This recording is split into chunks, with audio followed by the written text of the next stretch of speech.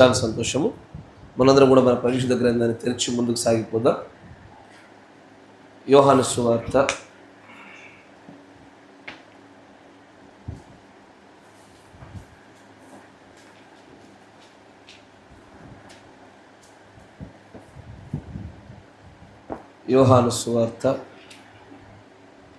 3వ అధ్యాయము మొదటి వచనం నుంచి గమనించుదాం. యోహాను సువార్త 3వ అధ్యాయము మొదటి వచనం నుంచి గమనించుదాం.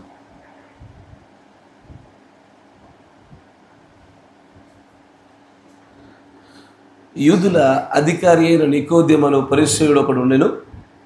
అతడు రాత్రి యందు ఆయన యొద్దకు వచ్చి, బోధకుడా, నీవు దేవుని యొద్ద నుండి వచ్చిన బోధకుడు అని మేము ఎరుగుదుము. దేవుడు అతనికి తోడై ఉంటేనే గాని నీవు చేయుచున్న సూచక క్రియలను ఎవడునూ చేయలేడని ఆయనతో చెప్పెను. అందుకు యేసు అతనితో, ఒకడు క్రొత్తగా జన్మించితేనే కానీ అతడు దేవుని రాజ్యమును చూడలేడని నీతో నిశ్చయముగా చెప్పుచున్నానన్ను. అందుకు నికోదేము, ముసలివాడైన మనుష్యుడు ఎలాగూ జన్మింపగలడు? రెండవ మారు తల్లి గర్భమందు ప్రవేశించి జన్మింపగలడా అని ఆయనను అడుగగా, యేసు ఇట్లనెను, ఒకడు నీటి మూలముగానో ఆత్మ మూలముగానో జన్మించితేనే గాని దేవుని రాజ్యములో ప్రవేశింపలేడని నీతో నిశ్చయముగా చెప్పుచున్నాను. శరీర మూలముగా జన్మించినది శరీరమును, ఆత్మ మూలముగా జన్మించినది ఆత్మయునై ఉన్నది. మీరు క్రొత్తగా జన్మింపవలనని నేను నీతో చెప్పినందుకు ఆశ్చర్యపడవద్దు.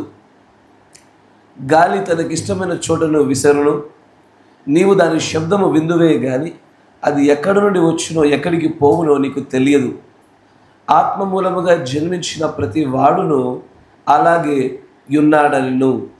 అందుకు నికోదేము, ఈ సంగతులు ఎలాగూ సాధ్యములని ఆయనను అడగగా, యేసు ఇట్లనెను, నీవు ఇజ్రాయేలుకు బోధకుడవై ఉండి వీటిని ఎరుగవా? మేము ఎరిగిన సంగతి చెప్పుచున్నాము, చూచిన దానికే సాక్ష్యం ఇచ్చుచున్నాము. మా సాక్ష్యము మీరు అంగీకరింపరని మీతో నిశ్చయముగా చెప్పుచున్నాను. భూ సంబంధమైన సంగతులు నేను మీతో చెప్పితే మీరు నమ్మకున్నప్పుడు పరలోక సంబంధమైనవి మీతో చెప్పిన ఎడల ఎలాగ నమ్ముదురు? మరియు పరలోకము నుండి దిగి వచ్చిన వాడే అనగా పరలోకములో ఉండు మనుష్య కుమారుడే తప్ప పరలోకమునకు ఎక్కిపోయిన వాడు ఎవడును లేడు.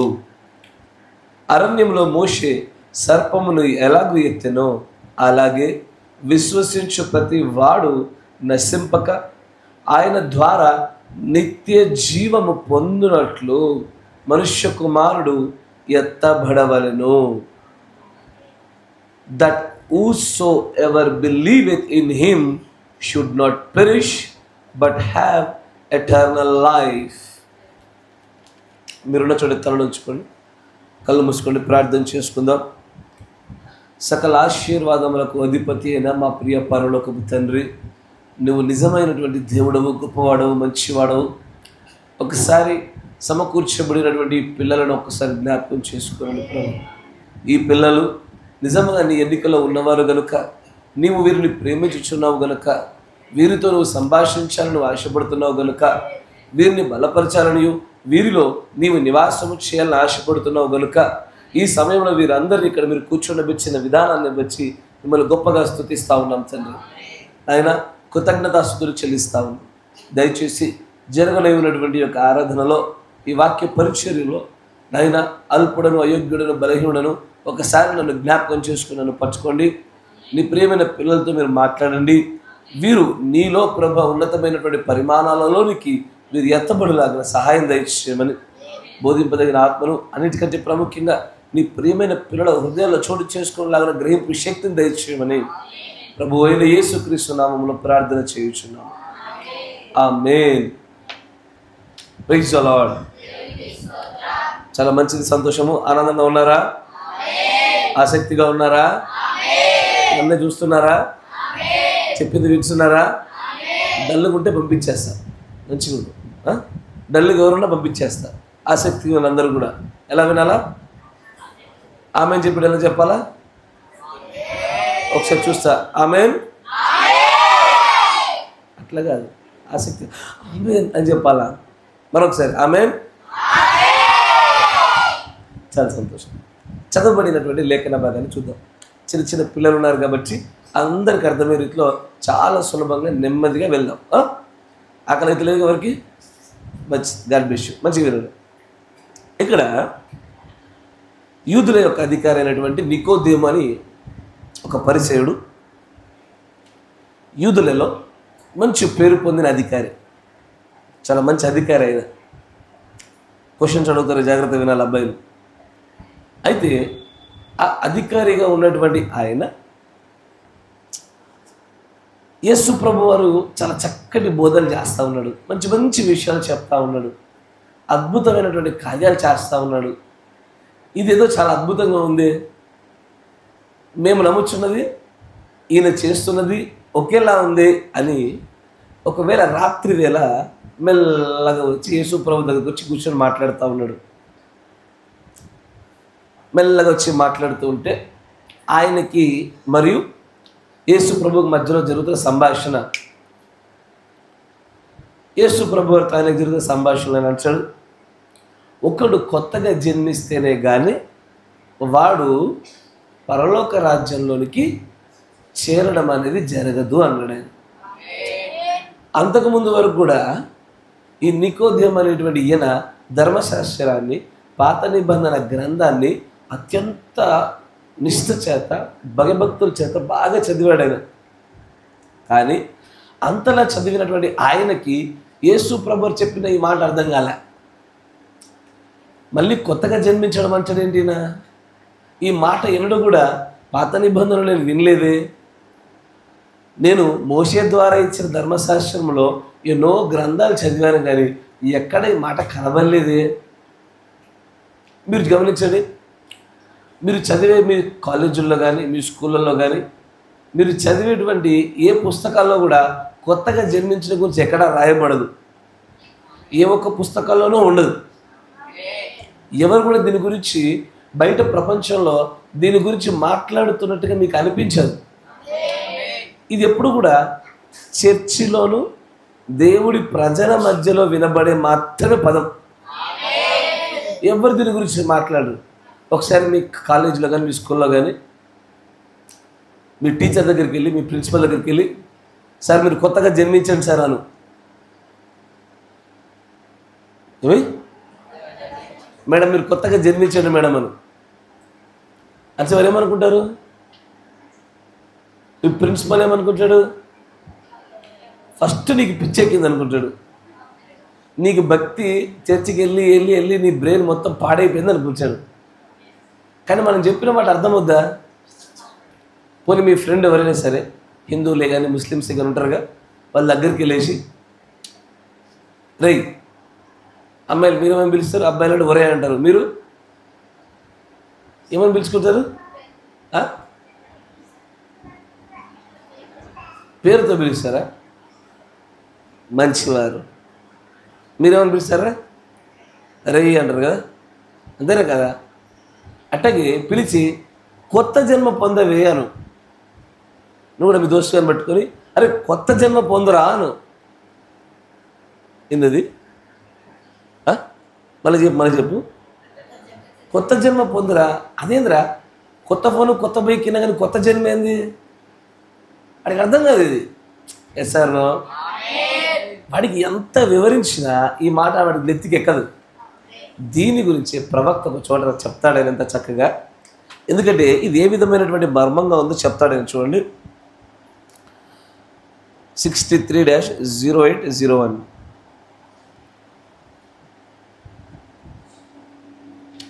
63-0801 పారాడాక్స్ అనే వర్తమానంలో 98వ పేరాలో దేవుడి యొక్క ప్రవక్త ఇప్పుడు నేను చెప్పిన రీతిగానే దాని గురించి మాట్లాడుతూ ఆయన అదే మాట చెప్తాడు. The virgin birth was a mystery to the people, they couldn't understand it. యేసు ప్రభు వారు ఒక కన్యక గర్భంలోంచి జన్మించాడు అని మాట చెప్తే అది వాళ్ళకి అర్థం కాలే. అలా ఎలా వస్తారు? అలా ఎలా సాధ్యమవుద్ది? ఇది సృష్టి ధర్మానికి విరుద్ధమైందిగా, అలా జరగకూడదుగా. ఇది వారికి అర్థం కాల, వారికి మర్మంగా ఉంచబడింది, వారి తలల మీద నుంచి వెళ్ళిపోతుంది ఆ మాటలు. తర్వాత అంటాడు ప్రవక్త, like the new birth is today. 2000 ఏళ్ల కింద నుంచి కన్యకగా చెప్పబడిన మరి అనే గర్భంలో నుంచి క్రీస్తు వచ్చాడు అంటే ఆ రోజు నుంచి ప్రజలకు నేటి వరకు ఎలాగో అర్థం కాలేదో, కొత్త జన్మ అంటే కూడా ఈ రోజున్న ప్రజలకి అర్థం కావడంలా. కొత్త జన్మ అంటే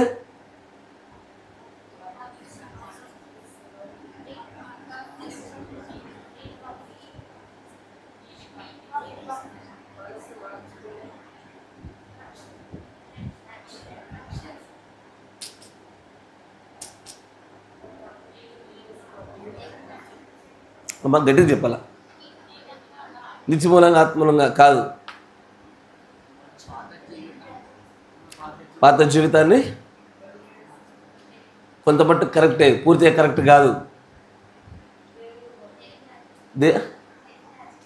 అమ్మా దేవుని రాజ్యమును గట్టిగా చెప్పేం కాదు.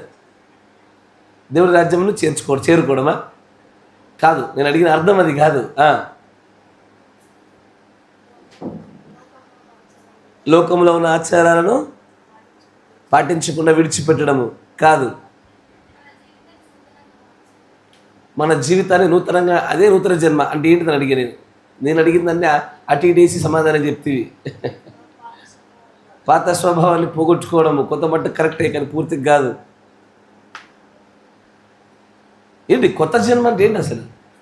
ప్రవక్త గారు ఏమన్నారు విన్నారా? ఆయన అంచాడు, నేను పరలోక రాజ్యానికి వెళ్ళాలంటే ఏమేం కావాలి అని అన్నప్పుడు మీరు నీటి మూలంగా ఆత్మ మూలంగా అని సమాధానం ఇస్తే సరిపోతుంది. కానీ నేను అడుగుతుంది అది కాదు. నేను అడుగుతున్నది క్రొత్త జన్మ అంటే ఏంటని అడుగుతున్నా.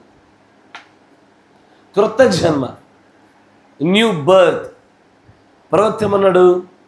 ఒక కన్యక గర్భంలో నుంచి క్రీస్తు వచ్చిన విషయం ఆ రోజు ఎవరికి అర్థం కాల, ఈ రోజున అర్థం కావడంలా. అని అంటాడు, like today the new birth. ఈ రోజున కూడా కొత్త జన్మ అంటే ఏంటో తెలియడంలే. ఫోటోసింథసిస్ అంటే తెలుసా? చెప్పండి అంటే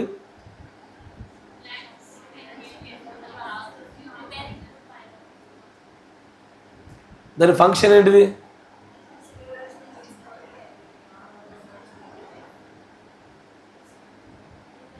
అసలు ఫోటోసింథసిస్ యొక్క మెయిన్ సోర్సెస్ ఏంటి?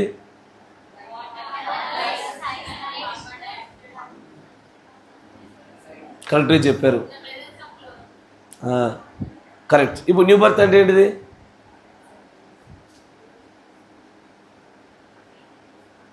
ఇంత పొడుగు చెప్పారు ఫోటోసింథసిస్ అంటే. న్యూ బర్త్ అంటే మాత్రం ఒక ముక్క చెప్పకపోతారు. ఇప్పుడు బయటకు వచ్చారు, వెరీ గుడ్. ఏంటది? కాదు కాదు. యాక్చువల్గా సమస్య ఏంటంటే మీ పెద్దవాళ్ళకు కూడా ఇంతే తెలుసు. ఇది నీతీకరణ, శుద్ధీకరణ, పరిశుద్ధాత్మ బాప్తిసం జరిగితే కొత్త జన్మ అయిపోయినట్లే అని అక్కడ వరకు వచ్చారు. కొంత సత్యమే, కానీ 100% అది కాదు. దానిలో కొంత మట్టుకు సత్యం ఉన్నప్పటికీ దానిలో మరికొంత నిజం దాగుంది. ఆ నిజం వైపు మనం అడుగులు వేద్దాం. ఆమేన్. జాగ్రత్తగా ఉండండి. అందుకే దేవుని ప్రవక్త పలికిన మాటలను మరొకసారి చూస్తానంటాడు, లైక్ టుడే, ఈ రోజున new birth is also a mystery to the people. ప్రజలకి కొత్త జన్మ అనేది ఒక మర్మమై ఉన్నది. ఏంటది? New birth is a mystery to the people. ప్రజలందరికీ మర్మమే. నేను ఈ లోక సంబంధమైన పుస్తకాల గురించి అడిగితే టక టక టక సమాధానం చెప్పారు. కానీ ఆత్మ సంబంధమైన విషయం అడిగితే ఆలోచనలో పడ్డారు. ఎందుకు అలాగ ఆలోచనలు ఎందుకు పడాల్సి వచ్చింది అంటే, అది మర్మముగా ఈ రోజున ఉంచబడడం వల్ల అలాగని అందరూ ఆలోచించాల్సి వస్తుంది. కొత్త జన్మ అంటే ఏంటో తెలియకపోతే ఈ క్రైస్తవ్యంలోనికి, దేవుడి యొక్క భక్తిలోనికి మనం వచ్చి ఏమి సాధించాం. మీరు వింటున్నారా? తర్వాత దేవుని ప్రవక్త అంటాడు, they can't understand it they don't know what you mean. వారికి అర్థం కాదు, నువ్వు ఏం చెప్పాలని ఉద్దేశిస్తున్నావు కూడా వారికి తెలియదు. వాళ్ళ దగ్గరికి వెళ్ళి న్యూ బర్త్, కొత్త జన్మ అన్నావు అనుకో, బ్రదర్ నాకు కొత్త జన్మ వచ్చింది అన్నావు అనుకో, మీ ఇంట్లో బాబు పుట్టాడా, మీ ఇంట్లో పాప పుట్టిందా, కాదయ్యా మా బ్రదర్ కొత్త జన్మ వచ్చింది అన్నావు అనుకో, కంగ్రాచులేషన్స్ బాబా పాప కదా. ఈ రోజున వారు ఈ మాటల్ని అర్థం చేసుకోలేరు అంటారు ప్రవక్త.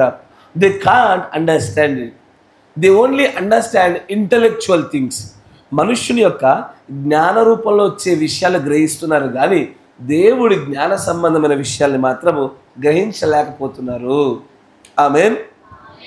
తర్వాత ఆయన అంటాడు, దే హ్యావ్ బిలిటిల్డ్ ఇట్. బిలిటిల్డ్ అంటే అసలు కొత్త జన్మ అనే విషయాన్ని తక్కువ ప్రాధాన్యంగా, చాలా చిన్నదిగా, అసలు అవసరం లేనిదిగా పక్కన పడేశారు. మీరు వింటున్నారా? నేను మా అమ్మ నాన్నతో పాటు చర్చికి వస్తా, అందరితో పాటు బలంగా 4 పాటలు పాడతా, వడ్డిచ్చేప్పుడు అందరితో పాటు కలిసి వడ్డిస్తా, చర్చి పనులు చేస్తా.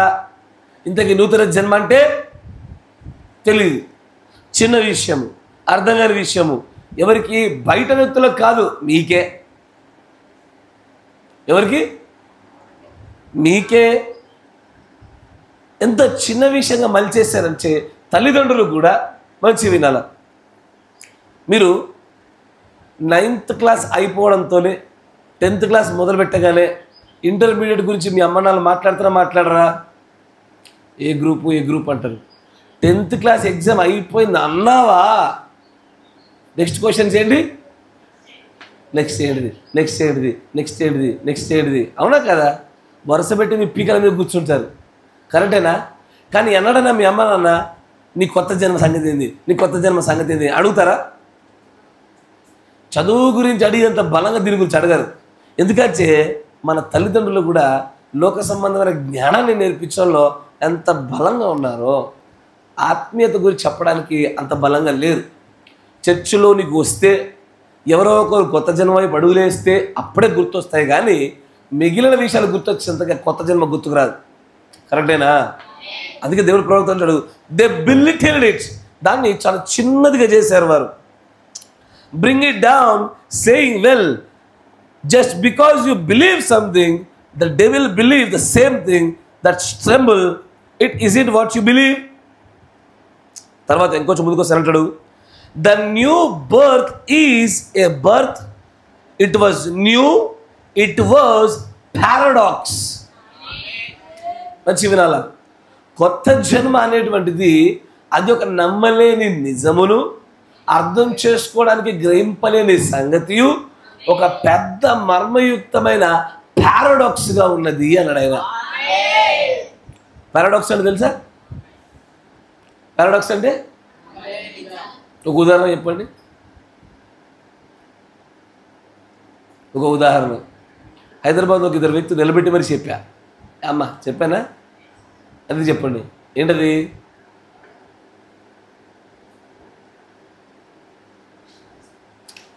బెన్నీ అంటాడు మన షమ్ గారి గురించి. షమ్ గారు చెప్పే ప్రతిదీ అబద్ధమే. షమ్ గారు అంటారు బెన్నీ గురించి, బెన్నీ చెప్పే ప్రతిదీ నిజమే అంటాడు. కరెక్టేనా?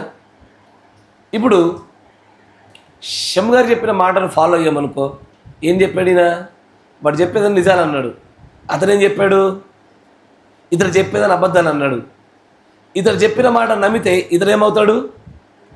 అబద్ధికుడు అవుతాడు. అవునా? అంటే వాడు మంచివాడని చెప్పిన మాటే అబద్ధం అయిపోతుంది. కరెక్టేనా? అది పారాడాక్స్ అంటే అలాగే ఉంటుంది. కొత్త జన్మ అనే పదం కూడా అలాంటిదే. అది వినడానికి అర్థమైనట్టుగానే కనబడుతుంది, అర్థం కానట్టుగా ఉంటుంది. ప్రజలకు వివరించడంలో చక్కగా వివరించినట్టుగా అనిపిస్తుంది, వివరించినట్టుగా అనిపించదు. అర్థమైనట్టు అనిపిస్తుంది, అర్థం కానట్టే ఉంటుంది. కొత్త జన్మ అన్నప్పుడు బైబిల్లో దేవుడు మాట్లాడుతున్నప్పుడు నికోదేముతో ఒక పెద్ద సూత్రాన్ని ఇచ్చాడు మనకి. అతిపెద్ద సూత్రము, అసలు కొత్త జన్మను ఎలా గ్రహించాలా అన్న విషయాన్ని మాట్లాడుతున్నప్పుడు ఆయన అంటాడు, జాగ్రత్త వినండి. దాంట్లో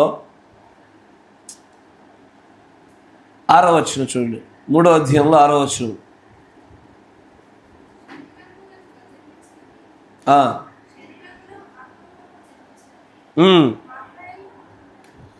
ఆయన ఏం చెప్తున్నాడంటే, కొత్త జన్మ అంటే నికోదేములాగా మీరు కన్ఫ్యూజ్ అయ్యారు, మీకు అర్థం కాకుండా పోనివ్వబాకండి అని చెప్తాను. ఏమంటాడంటే, శరీర మూలంగా జన్మించేదాన్ని గమనిస్తే మీకు ఆత్మ మూలంగా జరిగే జన్మ గురించి అలా అర్థమవుతుంది అన్నాడు ఆయన. ఏంటది? శరీర మూలంగా జరిగే జన్మ గమనిస్తే ఆత్మ మూలంగా జరిగే జన్మ అర్థమవుతుంది. కరెక్టేనా? శరీర మూలంగా ఎలా జరుగుతుంది జన్మ అన్నప్పుడు దేవుడి యొక్క ప్రవక్త చాలా చక్కగా ఒక మాట చెప్తాడు చూడండి. 53-0608A దాంట్లో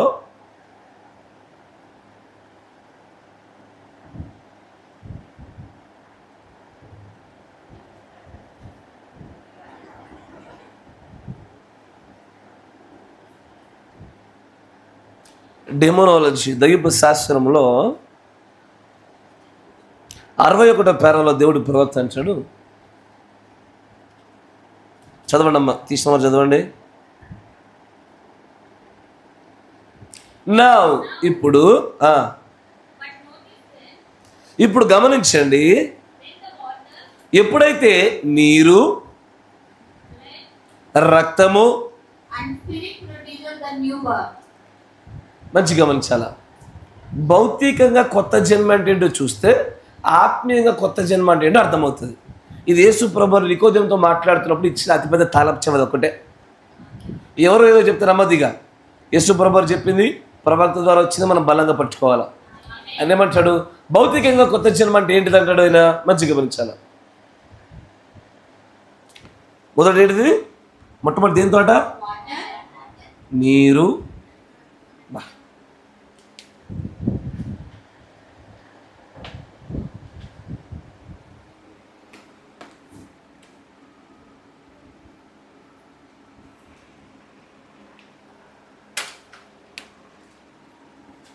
నీరు, రక్తము, స్పిరిట్, ఆత్మ తర్వాత ఈ 3 కలిసి దేన్ని ప్రొడ్యూస్ చేస్తాయి?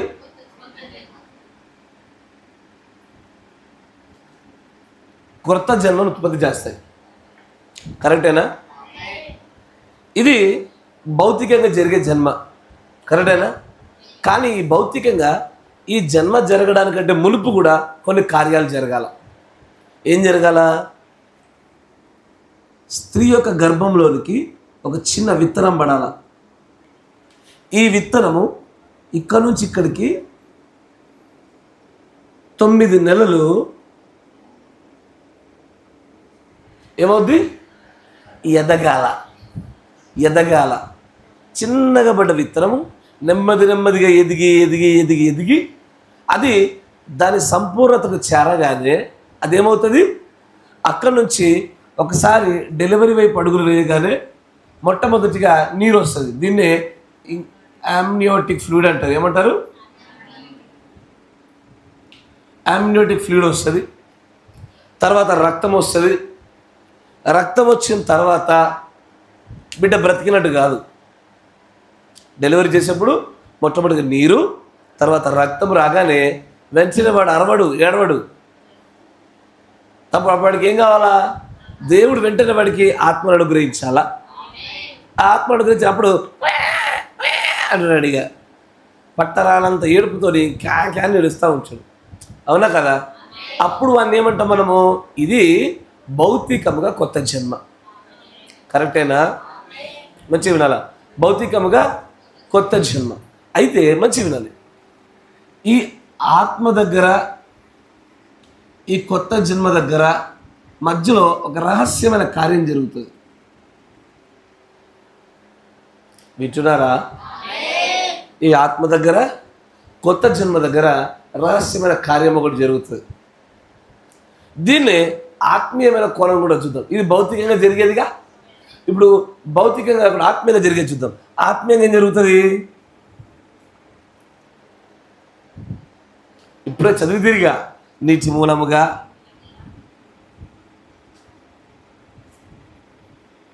తర్వాత నీకోదేమో దేవుడు మాట్లాడేటమ్మా. నీటి మూలముగా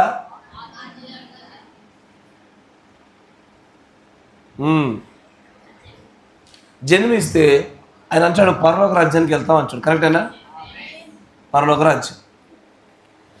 ఇప్పుడు దీనికి స్వరూపమైన కరెక్ట్గా సరిపడే ఈక్వల్ ప్రపోర్షన్లో మనం చూస్తే మీ అందరికి తెలిసే విషయమే. ఏంటది? నీటి మూలంగా జన్మించడము. దీన్ని మనం ఏమంటాం మరొక భాషలో? నీతీకరణ. కరెక్టేనా? వేరే స్కెచ్ అవుతాం.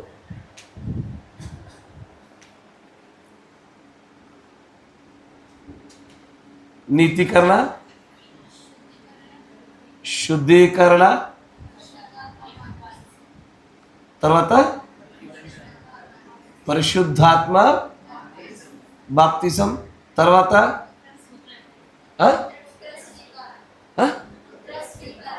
సరే పుత్ర స్వీకారం, పరిశుద్ధాత్మ బాప్తిసము రెండు ఒకేదాన్ని కలిపి పెట్టేద్దాం. సరే, పుత్ర స్వీకారం, తర్వాత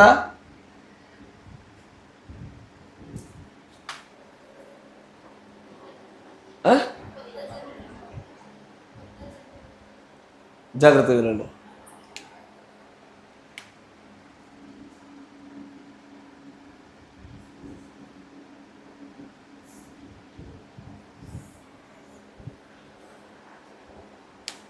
ఏంద్రది?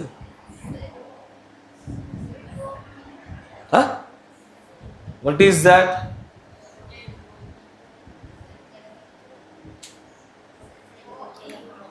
ఇదిగో ఇవన్నీ కూడా ఒకటే భాగము, కానీ విభాగించినప్పుడు ప్రత్యేకించబడి ప్రత్యేకమైన కార్యాలు. అందరూ కొంతమంది ఇక్కడ వరకు రాగానే కొత్త జన్మాన్ని ఫిక్స్ అయిపోయారు. కరెక్టే. కొంతమందికి ఇక్కడి వరకు రాగానే కొత్త జన్మని ఫిక్స్ అయిపోయారు. కరెక్టే. కానీ సంపూర్ణతలో, పరిపూర్ణతలో దీన్ని జోయి లేదా జోయే అంటారు. ఏమంటారు? లేదా జోయే.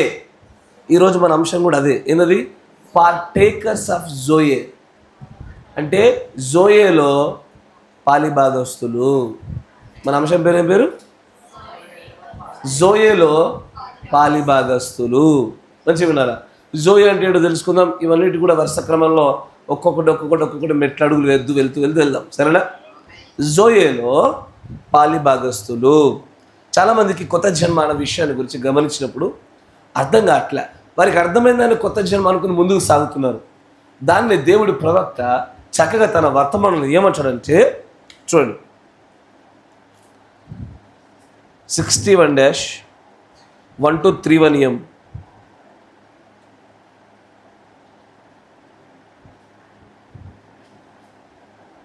61-1-31 దానిలో 37వ పేరు చూడండి.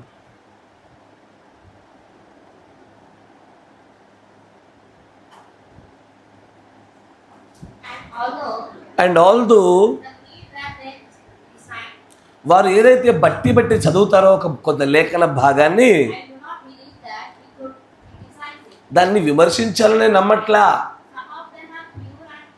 వాళ్ళు చెప్పే వాటిలో కొన్ని పరిశుద్ధమైనవి, మంచివే. కొన్ని అయితే నిజముగా వాక్యానుసారమైనవే. కానీ వారు వాక్యాన్ని సరైన స్థానంలో పెట్టలేదని నమ్ముచున్నాను అంటాడు ప్రవక్త.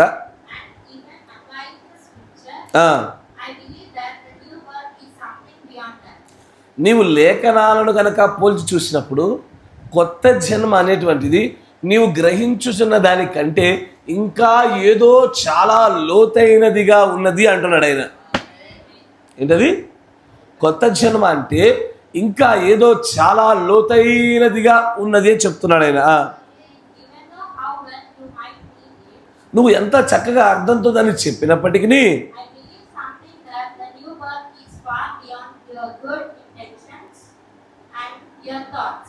నీ మంచి ఆలోచన, నీ మంచి ఉద్దేశము, నీ మంచి తలంపుల కంటే మించి దాటి వాటన్నిటి వెనకాల కొత్త జన్మ దాచిపెట్టబడ్డది.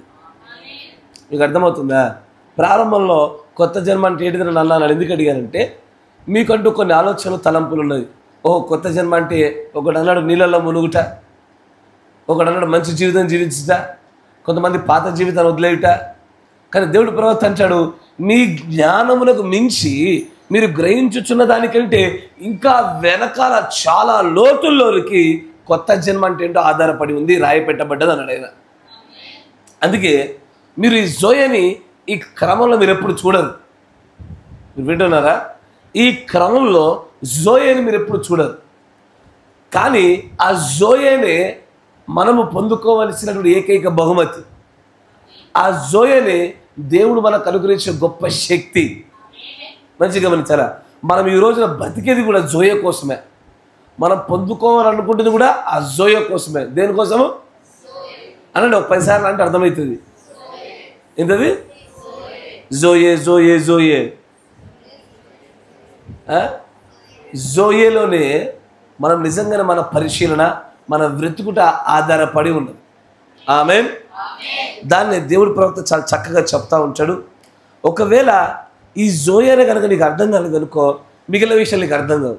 ఈ జోయేను గురించి ప్రారంభం నుంచి మనం ముందుకు వద్దాం. ఆదికాండము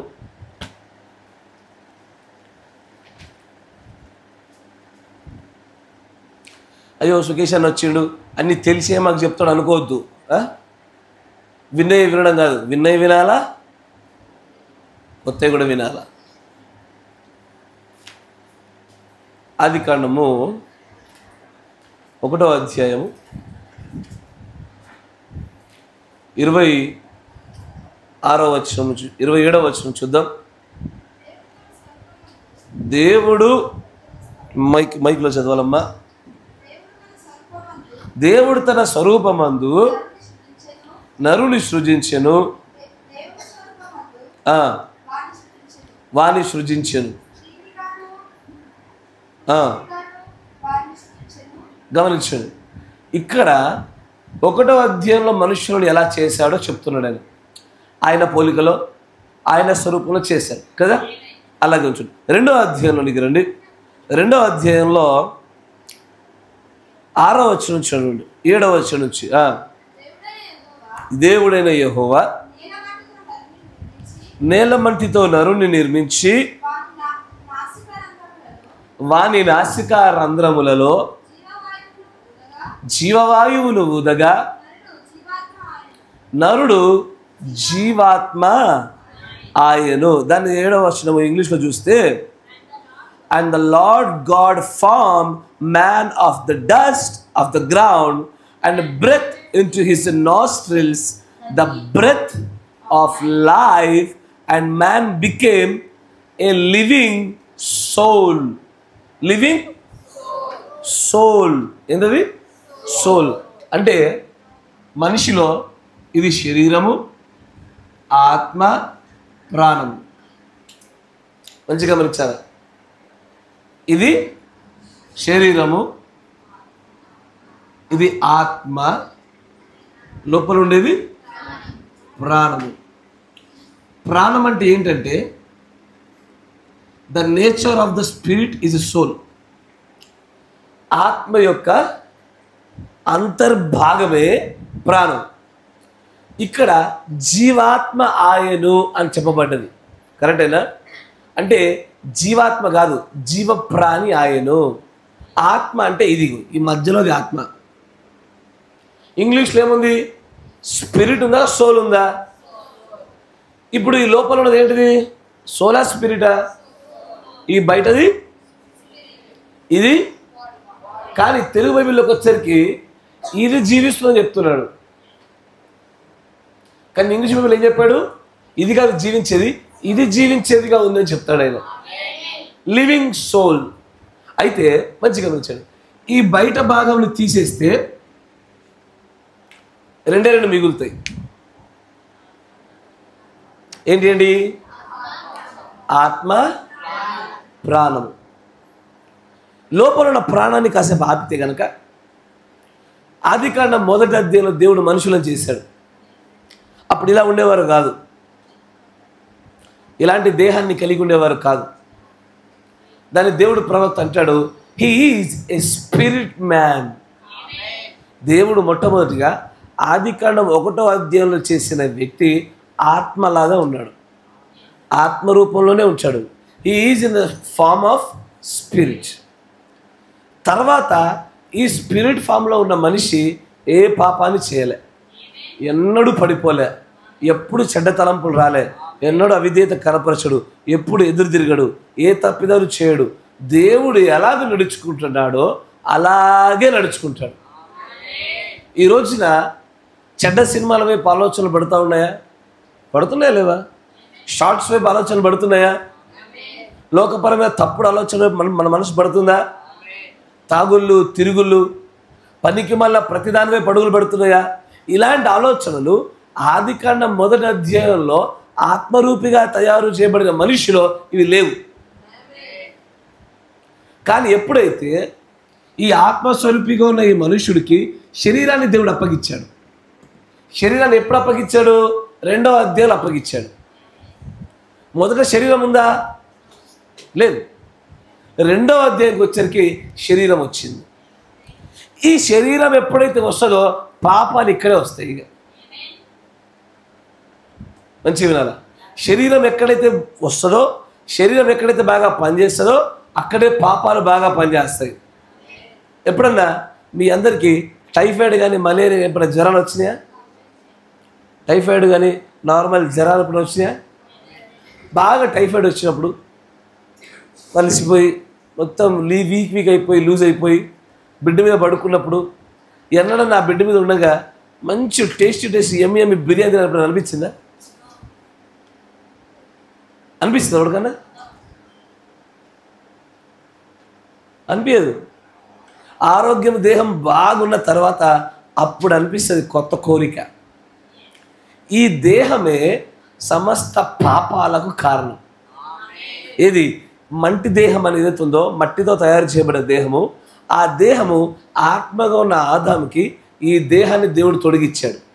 అప్పటి నుండి వీడు పాపంలో పడ్డ మొదలుపెట్టాడు.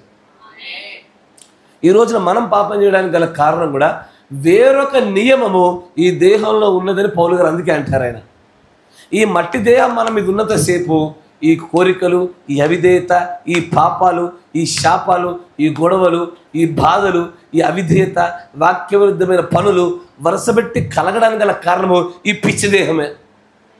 మళ్ళీ ఈ పిచ్చి దేహాన్ని మనము మేకప్లతోనూ, బంగారు నగలతోనూ, బట్టలతోనూ ఇంకా అలంకరించి ఇంకా పాపంలో పడుతున్నాం మనం. పౌలు గారు ఈ విషయాన్ని బాగా గ్రహించి ఆయన అంటాడు, ఈ దేహాన్ని నేను నలగొడుతున్నా. ఆయన ఏమన్నాడు? ఈ దేహాన్ని చితక బాదుతున్నాను అన్నాడు. ఎందుకని? ఈ దేహాన్ని చితక బాధే దేనికి నాన్న అంటే, ఈ దేహము కంట్రోల్లో పెట్టామా ఆత్మలుగా ఉన్న మన మనుష్యుడు బాగా అభివృద్ధి పొందుతాడు. ఈ దేహమును కనుక కంట్రోల్లో పెట్టలేదా ఆత్మగా ఉన్న నీవు భక్తి చేయలేవు, ఎప్పుడు పాపాలు చేస్తావు.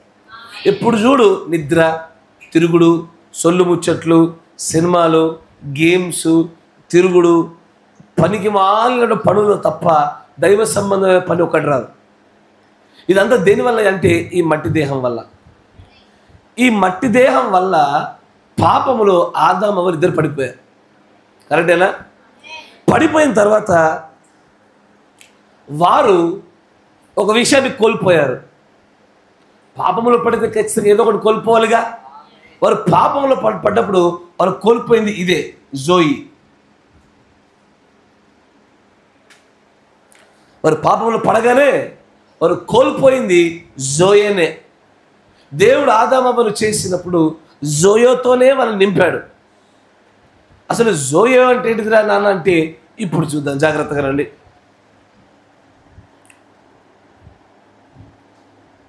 49-1225 మంచిగా వినాలా?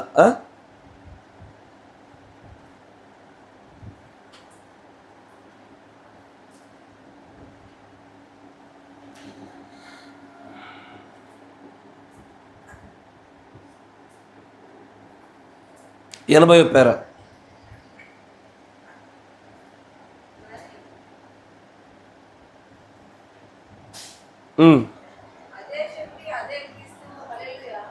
ఇంగ్లీష్ చదవండి. మరియు అదే శక్తి, అదే క్రీస్తు, హల్లెలూయా.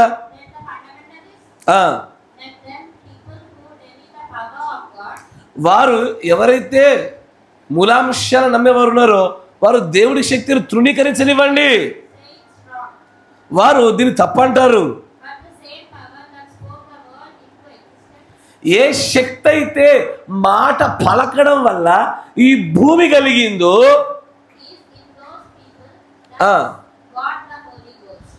అదే శక్తి ప్రజలలో పరిశుద్ధాత్మగా ఉంది. వెళ్ళు, అరే నేను పిలు, నువ్వు మమ్మీ దగ్గరికి వెళ్ళిపో, అమ్మ దగ్గర కూర్చోబోలాడు, లే వెళ్ళు.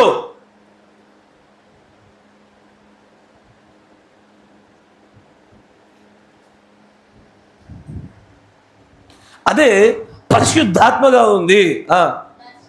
అవునది సరియే. పురుషులు స్త్రీలు, అయ్యా పురుషులారా స్త్రీలారా, ఇది సమయము దేనికి? నువ్వు ఎవరో నువ్వు గ్రహించడానికి ఇది ఆశించిన సమయం. అంతకీ నువ్వెవరు? నువ్వెవరు? ఎవరు నువ్వు? ఎవరు నువ్వు? నువ్వెవరు నాన్న?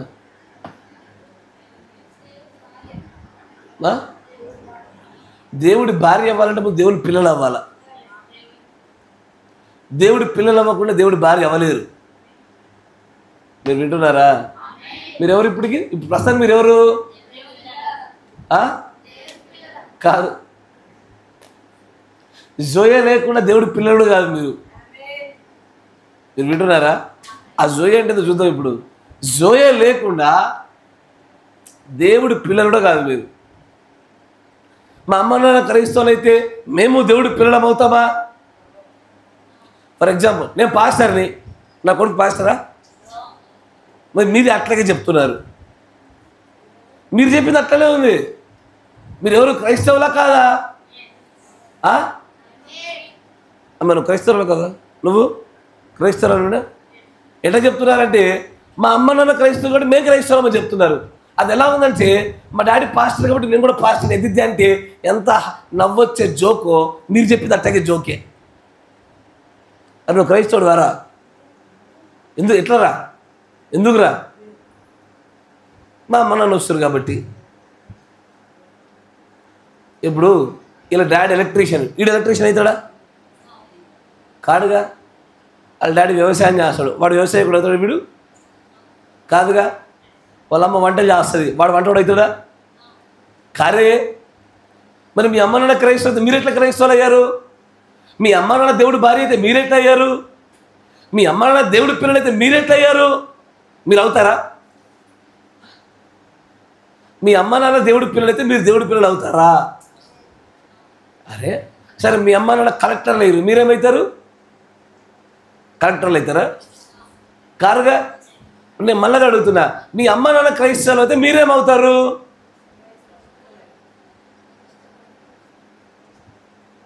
క్రైస్తవులు అనబడిన వారి యొక్క పిల్లలు అవుతారు, కానీ మీరు క్రైస్తవులు అవ్వరు. కరెక్టేనా? పాస్టర్ కొడుకు అవుతాడు, పాస్టర్ అవ్వడు. కరెక్టేనా? ఇప్పుడు మీరు క్రైస్తవులు అనబడిన వారి పిల్లలా? డేంజరే మరి అట్లయితే.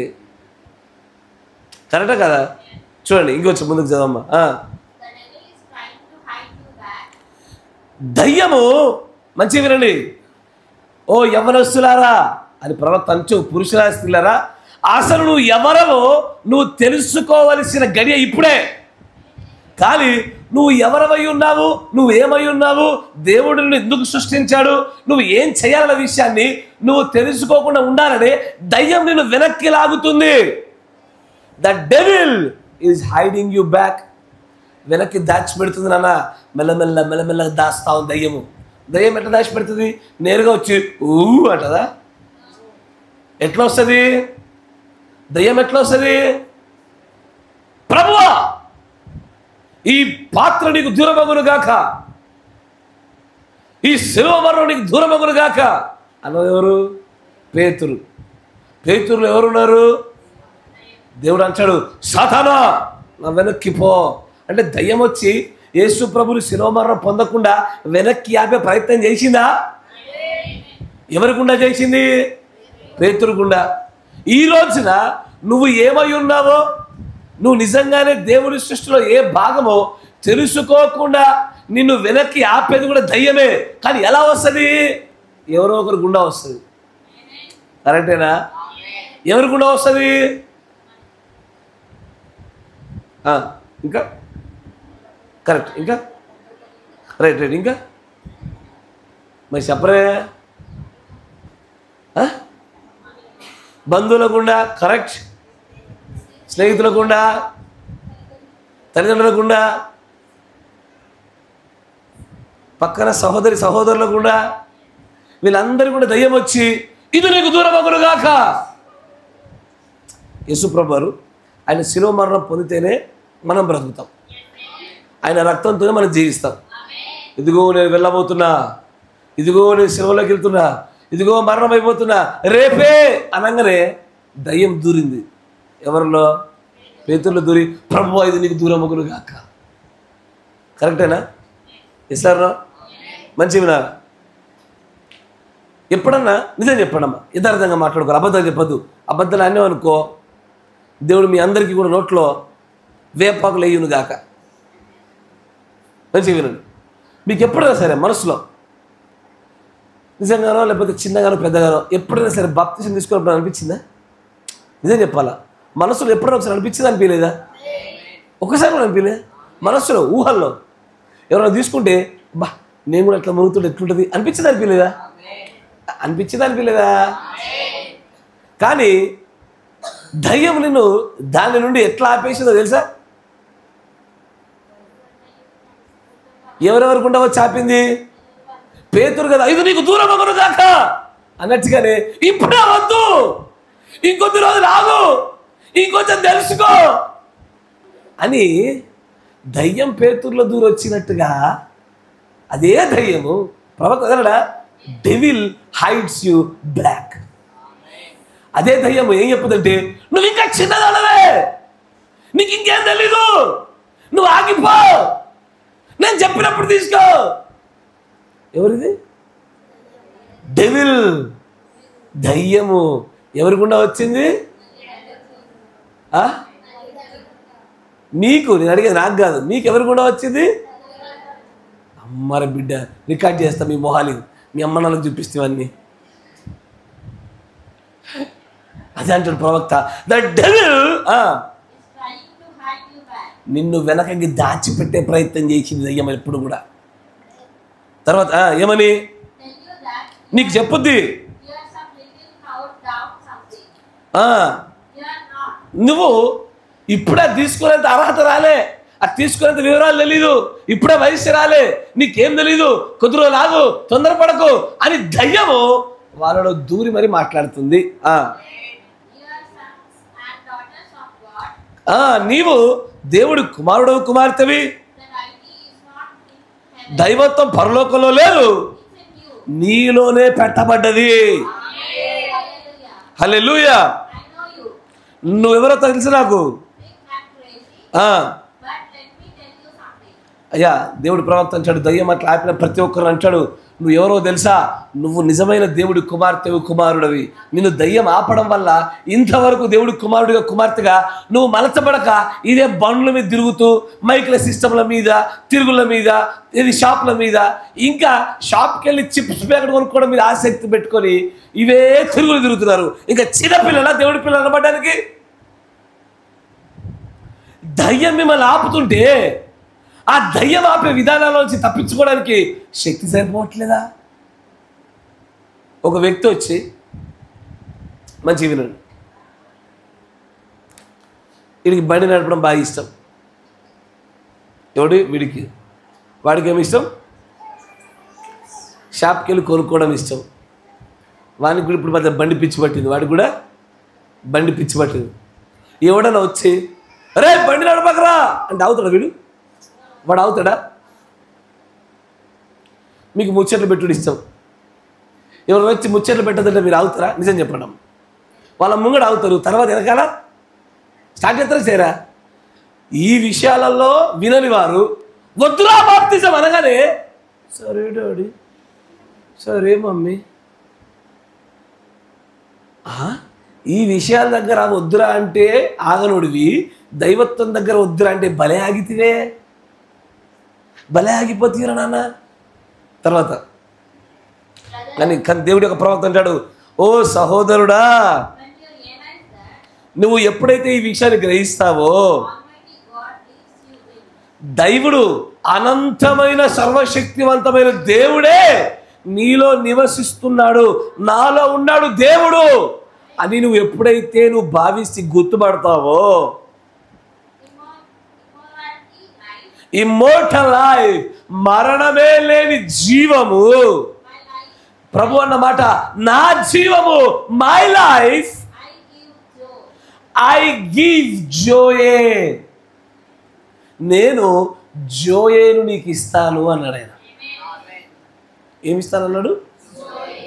ఏంద్రా ఆయన జోయే జోయే అప్పటి నుంచి చెప్తున్నావు సస్పెన్స్లా, పేరు ఆయన జోయే. జోయే అంటే ఏంటంటే మంచి వినండి, దేవుని జీవము.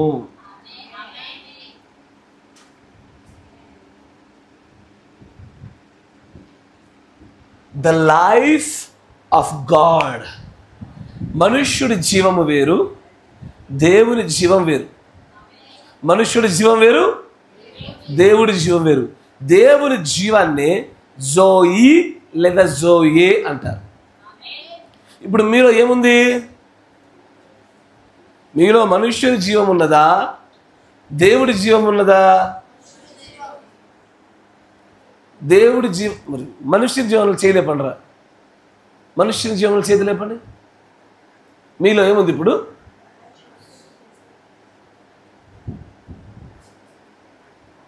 విజయ్, దేవుడి జీవనాలు చదిలేపండి. మీలో దేవుడి జీవం ఉందన్న వాళ్ళు మీరందరూ నాట్ కౌంట్, ఆల్ అవుట్, పక్కకి వెళ్ళిపోండి. మీరు ఈ జోయే ఎవరెవరిలో ఉంటుందో వారు మాత్రమే దేవుడి కుమారులు కుమార్తెలు. ఈ జోయే లేదనుకో, నా మాట జాగ్రత్త వినాలా, ఈ జోయేనే కనుక మీరు లేదనుకో, ఇప్పటికిప్పుడు మీరు చచ్చినా మీరు నరకానికే. అయ్యో అన్నా మేము 1000 మీటింగ్లు పాటించామన్నా, నరకానికే. అన్నా మేము 1000 పాటలు పాడినామన్నా, నరకానికే. అన్న మేము ప్రార్థనలు చేసామన్నా, నరకానికే. మా అమ్మన్న చర్చకు తీసుకొచ్చారు కదన్నా, నరకానికే. నువ్వు ఎంతో దూరం ప్రయాణం చేసి మరి కూటమిలు అటెండ్ అవుతున్నావు కదన్నా, నరకానికే. అవునా మరి బండి మీద పొద్దు పొద్దు పుట్టుక తెచ్చినా ఎడికి, నరకానికే. ఎడిగిరా? ఏది లేకపోతే, ఈ జోయే లేకపోతే. ఈ జోయే ఉంటేనే నీవు దేవుడి కుమారుడు కుమార్తెవి. నీటి బాప్తిజం తీసుకుంటే దేవుడి కుమారుడవా? శుద్ధీకరణ అయితే దేవుడి కుమార్తెవా? పరిశుద్ధాత్మ బాప్తిస్మములో జోయే ఉత్పత్తి జరిగినప్పుడే ఆ జోయేలో దేవుడి జీవములో ఏదైతే ఆదామవలు కోల్పోయారో పాపం వల్ల, ఆ జోయేను మరలా తిరిగి పొందుకోవడంలోనే దేవుడి కుమారుడు కుమార్తెలు ఆధారపడ్డారు. నీటి బాప్తిజం తీసుకున్నంత మాత్రాన కాదు. ఇప్పుడు చెప్పండి, బాప్తిజం తీసుకొని పెద్దవాళ్ళుగా మన దగ్గర చాలా సంఘాలు తిరుగుతున్న వాళ్ళలో కూడా జోయే ఉందా? మనం మాట్లాడుతున్న అంశము చాలా కఠినమైనటువంటిది. ఎంత శక్తివంతమైన అంత కఠినమైనటువంటిది. దీనిలోనికి పెద్దవారై 10-15 ఏళ్ళు బాప్తిజం తీసుకున్న వాళ్ళై ఉన్నప్పటికీ కూడా ఇప్పటి వరకు కూడా ఈ జోయేలో 1 ఇంచు 1 స్పూను జోయే కూడా రాలే వాళ్ళకి. ఇంతంత దేవుడి జీవం కూడా రాలే. ద లైఫ్ ఆఫ్ గాడ్ కొంచెం కూడా రాలే. అలాంటి వాళ్ళు కూడా ఉన్నారు. అంత కష్టతరమైన విషయం, కానీ దేవుడి మీద ఆధారపడితే అంత సులభమైన విషయం కూడా అది. జోయే రావాలంటే వింటున్నారా? అయితే జోయేను గురించి దేవుడు ప్రవక్త అంటాడు. అసలు ఈ జోయేలోని శక్తి ఎంత గొప్పదంటే, ఈ జోయ శక్తి ఉన్నవారు మాత్రమే యేసు ప్రభువు నా తండ్రి, నా దేవుడు, నేను క్రైస్తవునని చెప్పుకోవడానికి అర్హుడు. బ్రో మీకు అర్థమవుతుందా? ఈ జోయే ఉన్నవారు మాత్రమే నేను యేసు ప్రభు కుమార్తెను, యేసు ప్రభు కుమారుణ్ణి, నేను దేవుడి యొక్క సర్వ సృష్టిపైన అధికారం కలిగిన వాడిని, రేపటి దినాన పరిపాలన చేస్తాను, ఈ సృష్టి అంతా నా తండ్రి వలన నాకు వచ్చింది, నేను దేవుని యొక్క వారసుని చెప్పుకోవాలంటే ఈ జోయే కావాలా. ఈ జోయేలోనికి ప్రవేశం రావాలంటే, జోయేలో నుంచి శక్తి పొందుకోవాలంటే, నీకు కావలసినప్పుడల్లా ఈ జోయేని అనుభవించాలంటే ఒక విషయం కావాలా. దాన్ని దేవుడు ప్రవక్త అంటాడు చూడండి, 49-12225 దాంట్లోనే 119 పేర చూడండి.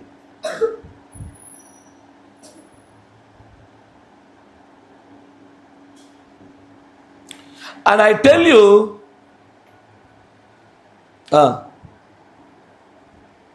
దాంట్లో 119 పేరు, నేను ఈరోజు చెప్పుచున్నాను మీకు, నా స్నేహితులారా నా మాట వినండి. అక్కడ ఏం శక్తి ఉందంటే, తెలుగులో ఏముంది? అక్కడ తెలుగులో ఏముంది చూస్తలేరు మీరు? తెలుగులో ఏముంది అమ్మాయి? 119 పేరా? ఏమ్మ బోనమ్మా, నిన్నే అడిగేది. వినుడి, అదేమనగా అక్కడ ఆకర్షించే శక్తి, దగ్గరికి లాగే ఒక శక్తి ఉంది, దగ్గరికి ఈడ్చే ఒక శక్తి ఉంది. వింటున్నారా? There is a drawing power. నేను దగ్గరగా లాగే శక్తి ఉంది. ఎందుకురా నువ్వు ఇంకా రక్షణలోకి లాగపోతున్నావు అంటే, ఈ శక్తి నీకు లేక. దేవుడి యొక్క గ్రంథంలో రాయబడినట్టుగా 2 శక్తులు ఉంటాయి. ఒకటి దేవుడి శక్తి, దయ్యపు శక్తి. 2 బీజాలు ఉంటాయి, దేవుడి బీజము, దయ్యపు బీజము. 2 తండ్రులు ఉన్నారు. దేవుడు మనకు తండ్రి, అపవాది మనకు తండ్రి. ఎస్ఆర్ యేసుప్రభు పలికినదని యోహాను సువార్తలో, మీరు మీ తండ్రి యొక్క అపవాది సంబంధులు. ఎస్ఆర్ 2 తండ్రులు. ఇప్పుడు మనకు యేసుప్రభు తండ్రిగా లేడా? ఎవరు తండ్రి? సాతానే. దేవుడు మనకు తండ్రి అయ్యాడా? సాతాను మనకు శత్రువు అవుతాడు. అవునా కాదా? ఇప్పుడు దేవుడి యొక్క ప్రవక్త అంటాడు, అక్కడ ఏదో ఆకర్షించే శక్తి ఏదో ఉన్నది. ఇది చర్చిలో నుంచి రాదు, పాస్టర్ నుంచి రాదు ఈ శక్తి. ఇది మహిమలో నుంచి నీకు రావాలా, దేవుడే నీకు అనుగ్రహించాలా. కానీ మా అమ్మ నాన్న క్రైస్తవులు కాబట్టి మాకు వస్తుందా? రాదు. మేము చర్చిలోనే 22 కాదు 30 సంవత్సరాలు పండుకుంటాం, ఇక్కడనే పనులు చేసుకుంటా. వస్తుందా? రాదు. పాస్టర్ ఇస్తాడా? రాదు. సంఘం ఇస్తుందా? రాదు. ఈ ఆకర్షించే శక్తి, డ్రాయింగ్ పవర్ ఎక్కడి నుంచి అంటే మహిమలో నుండి, పరలోకంలో నుంచి నేరుగా నీకు రావాలా. తర్వాత చూడండి అంటాడు, ఏది? ఇగో ఈ పరిశుద్ధాత్మ బాప్తిస్మమే,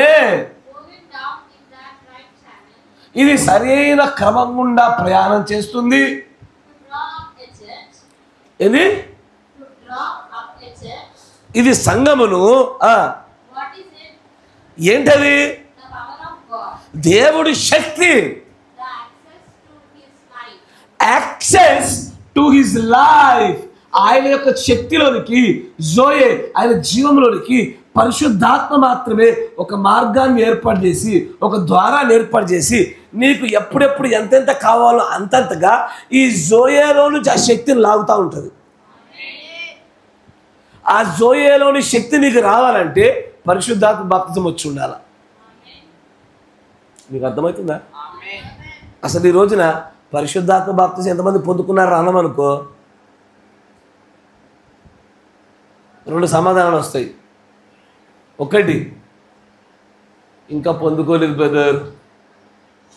2, అసలుకి మేము బాప్తిజం తీసుకోలే బ్రదర్.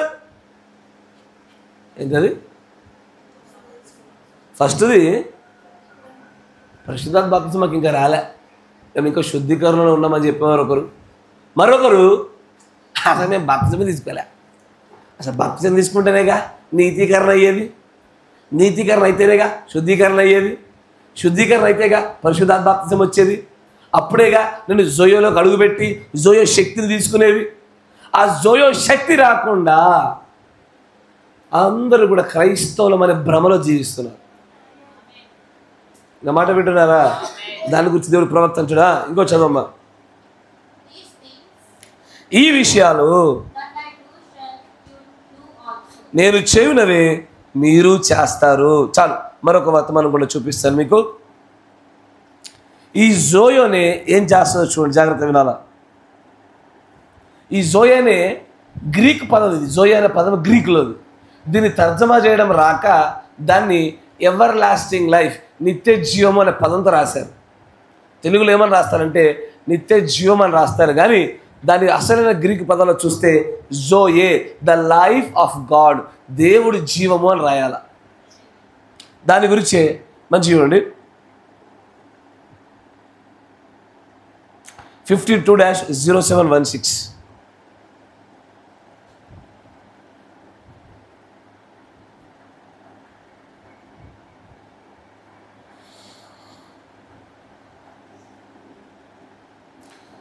సర్వమును ఎరిగినవాడు. 28వ పేర చూడండి, 28.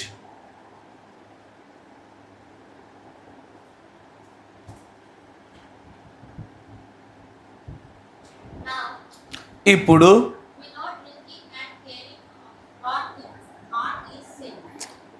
రెండవ పేర చూడండి, దానిలో యు మస్ట్ బిలీవ్, నువ్వు ఖచ్చితంగా విశ్వసించాలి. అన్నీ కూడా సమస్తం కూడా విశ్వాసంలోనే ఉన్నవి. చెప్తున్న ఈ మాటలు ఉన్నాయా? ఈ మాటలు విశ్వసించడంలోనే ఈ జోయో శక్తి నీకు రావడము రాకపోవడం ఆధారపడ్డది. ఈ మాటలు విశ్వసిస్తున్నావా, చేస్తున్నావా, దీన్ని బట్టే జోయో శక్తి కావాలా వద్దా తెలుస్తుంది. ఇక్కడ మీరు మంచిగా గమనించాలా, పరిశుద్ధాత్మ బాప్తిజం అనే స్థాయి గురించి మనం మాట్లాడతలా. ఇదే 100లో దగ్గర 1000లో 995 మందికి అందని శక్తిది. ఏది? పరిశుద్ధాత్మ బాప్తిజం అనే శక్తి.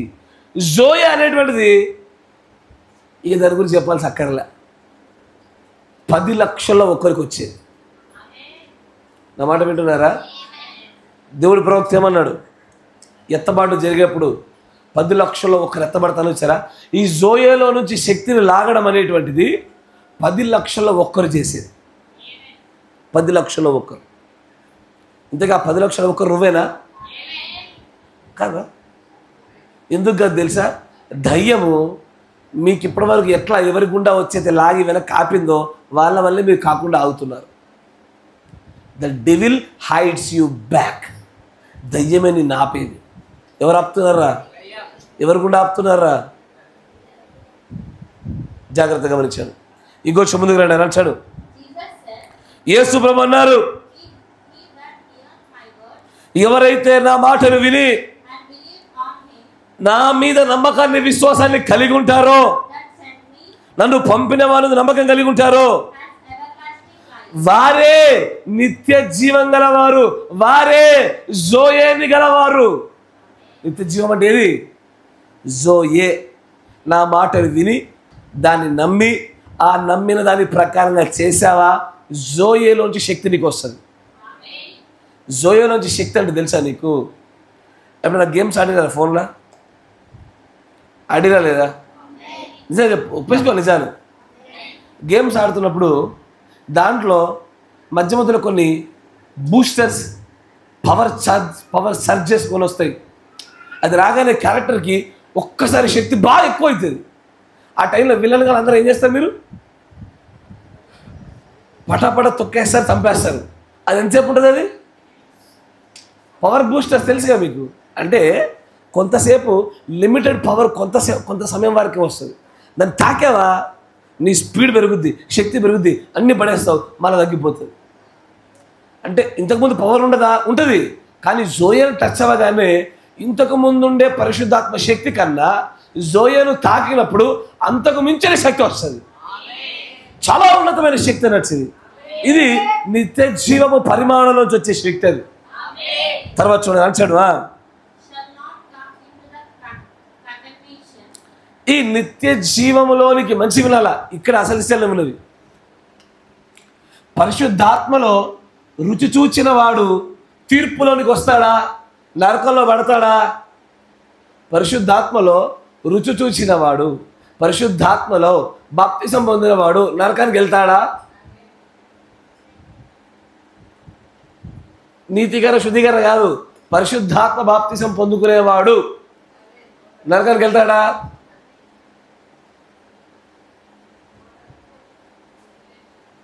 పరిశుద్ధాత్మ బాప్తిసము, ఈ పరిశుద్ధాత్మ బాప్తిసం కూడా శరీరంలో వచ్చినా నరకం పోతాడు, ఆత్మలో వచ్చినా నరకం పోతాడు. ప్రాణంలో రావడమే ఈ జోయేలో నుంచి శక్తిని లాగడానికి, ఎప్పుడు కావాలంటే అప్పుడు ఆ శక్తిని తెచ్చుకోవడానికి సరైన రీతిలో ప్రాణమునందు జరిగితేనే ఈ జోయే శక్తి వస్తుంది. నేను చాలామందిని చూసా, మంచి ప్రార్థనలు చేస్తారు, మంచి బైబిల్ చదువుతారు, చక్కగా వర్తమానాలు చదువుతారు, ఆసక్తి కలిగి ప్రార్థనలు ఎక్కడికంటే అక్కడ ఊరికే చూపుతారు, ప్రయాణాలు చేస్తారు.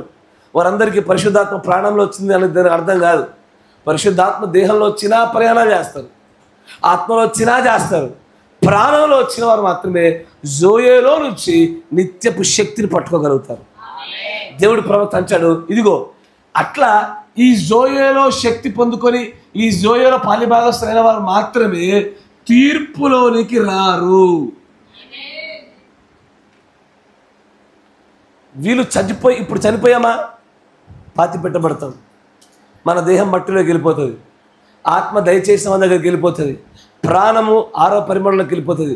తీర్పు రోజున నువ్వు నిలబడవు. అసలు తీర్పు రోజున నువ్వు నిలబడకుండా ఉండాలంటే నీకు కావాల్సింది జోయేనే. ఈ జోయే వల్ల లాభాలు చెప్తున్నా. ఒకటి, మీరు తీర్పులోనికి రారు, అంతేనా? You will not enter in to condemnation. తీర్పు అంటే ఎక్కడో తెలుసా నాన్న? నరకం అంటే ఎక్కడో తెలుసా? తీర్పులోని అడుగు పెట్టామా మెజారిటీ శాతం నరకంలో పడతాం. నరకం అంటే ఎట్లుంటుంది? అందరూ ఒకసారి కిచెన్లోకి వెళ్ళండి, ఈ వర్తమానం అయిపోయిన తర్వాత గ్యాస్ స్టవ్ ముట్టించండి. మంట రాగానే ఒక బగోన్ పట్టుకొని పక్కన పెట్టండి, బగోన్ పక్కన పెట్టేసి ఏలు పెట్టండి దాని మీద. దేని మీద? ఏనా మంట మీద పెడతారా? ఎందుకు నాన్న? పెడితే ఏమవుద్ది? ఈ ఏలు చివర కొంత ఇంత భాగం కాలితేనే అని మొహాలు పెట్టిరు కదా, నిలువెల్లా అగ్నిలో దహించబడుతుంది, అగ్నిలో వేయబడతావు. అట్లా ఖాళీ ఖాళీ ఖాళీ మంటలో పడవేయబడుతుంది. మళ్ళీ ఆ అగ్ని కాసేపు మండి ఆరిపోతుంది అనుకున్నావా? ఆ అగ్ని ఆరదు, పురుగు సావదు, అట్టాగే మండుతూ మండుతూ మండుతూ. అప్పుడు ఎవరైతే నిన్ను రక్షణ నుంచి ఆపారో, డాడీ మమ్మీ అని పిలుచుడు, వాళ్ళు కాపాడడానికి వచ్చుడు కాదు, నీ పక్కన వాళ్ళు కూడా మండుతూ ఉంటారు. అప్పుడు అంటారు, నేను కూడా నీకు తోడున్నా. పోవే, తోడుంటే ఏ లాభం? నువ్వు మండుతుంటే నేను మండుతున్నా, ఇద్దరం మండుతున్నా, ఏ లాభం? నా మంట ఆర్పావా? ఎవడు ఆర్పలేని మంటలేని జోయేలో పాలిభాగస్తులు కానీ ప్రతి ఒక్కడు మండాల్సిందే. ఈ రోజున మీరు పూసే మేకప్లు కరగాల్సిందే, పెట్టుకునే నగలు కూడా కరిగిపోవాల్సిందే. సార్ ఏ మొహమై చూసుకొని బా అనుకుంటున్నావో, ఈ చర్మం అంతా కాలి కరిగిపోవాల్సిందే మంటలో. జోయేలో పాలిభాగస్తులు కానీ ప్రతి ఒక్కడు కరిగిపోతాడు. మీరు వింటురా? కానీ దేవుడు ప్రవక్త అంటాడు, ఈ జోయేలో పాలిభాగస్తులైన వారికి మాత్రమే తీర్పులోనికి రాక మరణంలో నుంచి నిత్య జీవంలోకి అడుగు పెట్టేది. ఎక్కడి నుంచి ఎక్కడికి? చనిపోయిన దగ్గర నుంచి నేరుగా నిత్య జీవంలోకి అడుగు పెట్టేది వారే. తర్వాత చూడండి, కంటిన్యూ అమ్మ. వారు మరణములో నుండి జీవంలోనికి వెళ్ళారు. ఇది సత్యమని నమ్ముతున్నారా? మీరు వింటున్న విషయాలు సత్యమని నమ్ముతున్నారా? ఎరా పురుషులు నమ్ముతున్నారా? తర్వాత అక్కడే ఇదంతా ఉంది, నువ్వు ఇంతకు మించి ఏం చేయలేవు. విశ్వసించడం మాత్రమే నువ్వు చేయాలా.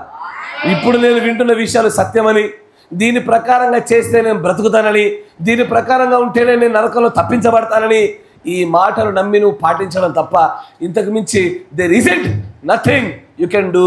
ఏం చేయలేవు నువ్వు. తర్వాత ఒకవేళ నువ్వు విశ్వసిస్తే ఇప్పుడు నేను చెప్పిన ఈ మాటలు విని అంగీకరిస్తే నువ్వు చేస్తున్న ఆ చిన్న చిన్న వాక్య విరుద్ధమైన పాపపు పనులు నువ్వు వదిలేసుకోగలుగుతావు. అంటే ఏమంటాడైనా, ఎవరైతే జోయలో చేయి వేస్తారో, ఒకటి తీర్పులోనికి రారు, రెండు వారి ఇమ్మోరల్ థింగ్స్, వారి పాపపు పనులను జయిస్తారు. రాసుకోండి, చాలా ప్రాముఖ్యం ఇది. జోయోలోంచి శక్తి వచ్చిన వారు మాత్రమే ఇక పాపాన్ని చేయరు, తీర్పులోనికి రారు. తర్వాత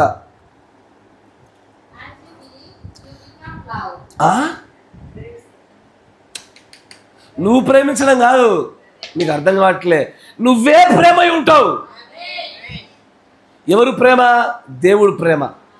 ఇప్పుడు మనం ప్రేమించడానికి ప్రయాసపడుతున్నాం. ఎదుటోడు అంటే కోపం వస్తుంది, కానీ దేవుడు చెప్పినప్పుడు శాంతం శాంతం శాంతం, ప్రేమించాలి ప్రేమించాలి అని మనం చెప్పుకుంటున్నాం కదా. కానీ ఒక్కసారి జోయేలో నుంచి శక్తి రావడం మొదలుపెట్టిందా, నువ్వు ఇక ప్రేమించడం కాదు, నువ్వే ప్రేమై ఉంటావు. నీకు అర్థమవుతుందా? నువ్వు ప్రేమించాలి అని ఆజ్ఞలు జ్ఞాపకం చేసుకోవడమో, ఎవరో వచ్చి నీకు తెలియజేయడమో కాదు, నువ్వే ప్రేమై ఉండడానికి ప్రారంభించడం మొదలు పెడతావు. ఎప్పుడు? జోయేలో నువ్వు పాలిభాగస్తుడైనప్పుడు. తర్వాత ప్రేమ ఏదో కాదు, దేవుడే. అంటే అప్పుడు ఏమైనట్టు? నీకు తెలియకుండానే జోయేలో చెయ్యి వేయగానే, జోయేలో నువ్వు పాలిభాగస్తులు అవ్వగానే నువ్వు చిన్న దేవుడు దేవత అయిపోయినట్టే. యు ఆర్ బికమింగ్, దేవుడు ప్రవక్త అంటారు, మనం జోయేలో పాలిభాగస్తులు అవ్వగానే you are becoming amateur gods, చిన్న దేవుని దేవతలుగా మార్చబడ్డాం. తర్వాత నీవు నెమ్మదిగా క్రీస్తుతో పాటు మెలివేసుకొని క్రీస్తుతో పాటు అల్లిక చేయబడతా ఉంటావు. దేనివల్ల? జోయోలోంచి శక్తి రావడం వల్ల. తర్వాత ఇంకా చాలా విషయాలు కూడా నువ్వు వాటిని వదిలేవాల్సిన అవసరం లేదు. అంటే ఏంటో తెలుసా? అన్న ఈ ఒక్క తప్పు జయించలేకపోతున్నాను, అన్న ఈ ఒక్కటి చేయకుండా ఉండలేకపోతున్నాను, అన్న ఒక నగలో పెట్టుకుని ఉండలేకపోతున్నాను, అవును ఈ పనికి మళ్ళీ అవును చూసావా, ఇవన్నీ నువ్వు వదలాల్సిన అవసరం లేదు. ఒక్కసారి జోయేలో శక్తి రుచి చూసావా, అవే జారిపోతాయట, అయ్యే ఊడిపోతాయి. బైబిల్లో మాట ఉంటుంది, దేవుడి మూలంగా పుట్టినవాడు ఇక పాపం ఎన్నటికి చేయడని. ఈ మాట కేవలము ఆ జోయేలో ఉన్న శక్తిని పొందుకున్న వారు మాత్రమే చేయగలుగుతారు. వారు పాపాలు వదిలించుకోవడం కాదు, పాపాలే వారిని వదిలించుకుంటాయి. ఓరి నాయన, వీడి దగ్గర ఉంటే ఎట్లా మనల్ని చేయనీయడు. ఇప్పుడు స్మోకింగ్ అని అలవాటు ఉంది, ఈ దయ్యము వృత్తిగారి దగ్గర ఉందనుకో, వాడు జోయేలో నుంచి శక్తి పొందుకున్నాడు అనుకో, ఆ దయ్యం అంటది, హే వీడు జోయేలో నుంచి శక్తి తెచ్చుకున్నాడు, ఇక వీడు నన్ను ఎట్లా వాడని ఆ దయ్యమే వాడిని ఉద్దేశిపోతుంది. ఈ దయ్యాలు మనం వాటిని వదిలించుకోవడం కాదు, అయ్యే మనల్ని వదిలేస్తాయి. ఎప్పుడు? జోయేలో శక్తి పొందుకున్నప్పుడు, జోయేలో పాలిభాగస్తున్నప్పుడు. తర్వాత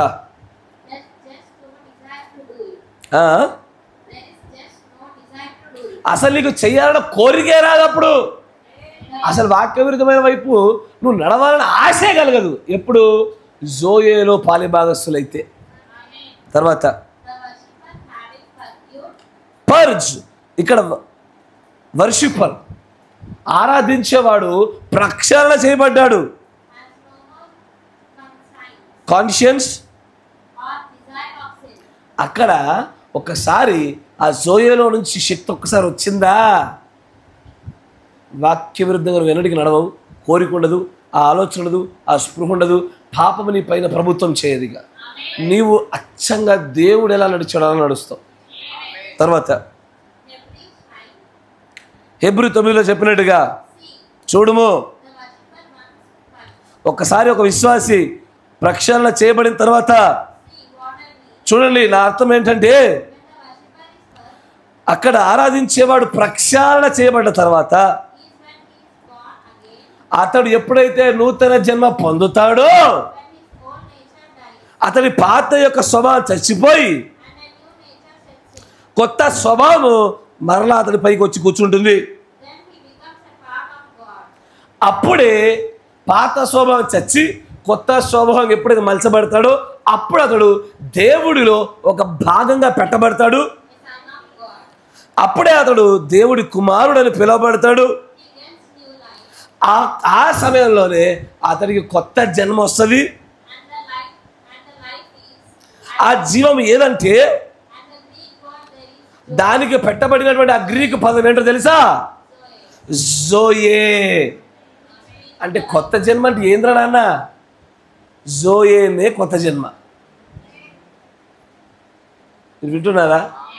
ఇంటికి వెళ్ళే కోసం మీ అమ్మని నన్ను అడగండి, కనబడ్డ ప్రతి ఒక్క బ్రదర్ని అడగండి, అయ్యా జోయే అంటే ఏంటిదని అడుగు. ఏమంటారు చెప్పండి అమ్మ, నిజం చెప్పండి, ఏమంటారు? అంటే జోయే జోయి అంటే ఏంది అంటే ఏంటని అడుగు ఒకసారి. అలా ఏమంటారు? 99% మంది తెలియదు అంత. జోయే జోయి అంటే తెలియదు. తెలిసినా జోయే జోయి తెలిసి విన్నా ఎప్పుడు. కానీ అలా చెప్పు, ఓరి పిచ్చి తల్లి, నా పిచ్చి మమ్మీ, పిచ్చి డాడీ, జోయేలోనే మనం దేవుని కుమారుడు కుమార్తెను అనబడడం ఉంది. జోయేలోనే తీర్పును తప్పించుకునే మార్గం ఉంది. జోయేలోనే నిత్య జీవం ఉన్నది. జోయేలోనే మనం ప్రేమగా తయారవ్వడానికి మార్గం ఉన్నది. అసలు జోయేలోనే పాపాలు మనల్ని వదిలి పారిపోయే శక్తి ఉన్నది. అసలు జోయేనే కొత్త జన్మ. ఇంతకాలం నువ్వు కొత్త జన్మ అంటే ఏమనుకున్నావు మమ్మీ డాడీ అని అడుగు. అంటే పరిశుద్ధాత్మ బాప్తిస్మం నువ్వు కొత్త జన్మ అనుకుని అంటారు వాళ్ళు కదా, అవునా కదా? నిజం చెప్పండి. ఈరోజు మీరు వింటున్న ఈ సంగతులు 99% మీ అమ్మ నాన్న కూడా వినలే ఎప్పుడు. మీరు ధన్యులు. దేవుడు మిమ్మల్ని ప్రేమిస్తున్నాడు కాబట్టి ఈ విషయాలు మీతో మాట్లాడుతున్నాడు. జోయేలో ఉంటేనే కొత్త జన్మ. అదనడా నీ పాత స్వభావం చచ్చి కొత్త స్వభావం పొందుకొని నూతన జీవాన్ని పొందుకోవడము, నీవు దేవుడిలో భాగంగా మార్చబడమే గ్రీకు పదము జోయే. ఎసారో అంటే ఈ జోయే పరిశుద్ధాత్మ వేరువేరా? ఒక కోణం గుండా చూస్తే రెండు ఒకటే, మరో కోణం కూడా చూస్తే రెండు వేరు వేరు స్థానాలు. ఒకటి ఒక చోట, మరొకటి మరొక చోట. పరిశుద్ధాత్మనే జోయేలో నుంచి శక్తి నీకు ఇస్తూ ఉంటుంది పైనుంచి. అంటే ఇది పరిశుద్ధాత్మ బాప్తిసం అనే స్థాయి కంటే మించిన స్థాయి. మీరు వింటున్నారా? తర్వాత ఇప్పుడు నువ్వు దేవుడి కుమారుడు కుమార్తె అవుతావు. ఎప్పుడు? Now you become the of spring. Of spring అంటే సంతానము. ఇప్పుడు చెప్పండి రా నాన్న, మీరు దేవుని కుమారులా దేవుని కుమార్తెలా? ఎవరు దేవుని కుమారులు అవుతారు? ఎవరు దేవుని కుమార్తెలు అవుతారు? నీతీకరణ దాటాలా. నీతీకరణ రావాలంటే ఏం చేయాలి నాన్న? ఇప్పుడు ఈ భౌతిక జన్మలో విత్తనం పడి 9 నెలలు పెరిగిందా? అట్టాగే ఇప్పుడు నీలో పడుతున్నా నేను చెప్తున్న ఈ వాక్య విత్తనాలు పడి ఇవి బలంగా మొలకెత్తితే అప్పుడు నీతీకరణ వేస్తావు, శుద్ధీకరణ అవుతుంది, పరిశుద్ధాత్మ అవుతుంది, ప్రాణంలో జరుగుతుంది. ఇక్కడ నుంచి జోయోలోకి వెళ్తావు. జోయోలో నుంచి దేవుని జీవాన్ని పొందుకొని తీర్పుని తెప్పించుకుంటావు. ఇంత పెద్ద జర్నీ ఎప్పుడు మొదలు పెడతావు? ఇంత జర్నీ ఎప్పుడు మొదలు పెడతావు? పెద్దోళ్ళు 15-20 సంవత్సరాలైంది, ఇలా ఇక్కడే ఉన్నారు. ఇది దాటి నీ దీనికి మధ్యలో కొట్టుమిట్టాడుతున్నారు. దేనికి? నీతికరణకి, శుద్ధీకరణకి. ఇంత పెద్ద జర్నీ నువ్వు ఎప్పుడు మొదలు పెడతావు? ఎప్పుడు ఫినిష్ చేస్తావు? మొన్న ఈ మధ్యలో చూసి హైదరాబాద్లో ఏదో ఫంక్షన్లో మీ అంత వయసు ఒక అమ్మాయి ఇట్ట దుంకి దమానం కింద పడ్డది. హార్ట్ స్ట్రోక్ చచ్చిపోయింది పిల్ల. హైదరాబాద్ అనుకుంటా. 4.5 years పిల్లోడు, 4 సేమ్ ఎది దిగడు వయసు, గుండెపోట చచ్చిపోయినాడు. దేనికి తెలుసా? కురుకురేలు చిప్స్లు ఎక్కువ తిని దానిలో బ్యాడ్ కొలెస్ట్రాల్ ఎక్కువ పెరుగుతూ ఉంటుంది. చచ్చిపోతావు తినేటోడు. బంద్ చెయ్యి. వింటున్నారా? ఇప్పుడు ఓ మాట చెప్పండి, ఇక్కడ నుంచి మీరు మీ ఇంటికి ఎప్పుడు వెళ్ళిపోతున్నారు? మండే. ఎప్పుడు? సోమవారం పొద్దున వెళ్ళిపోతారు. అవునా కదా?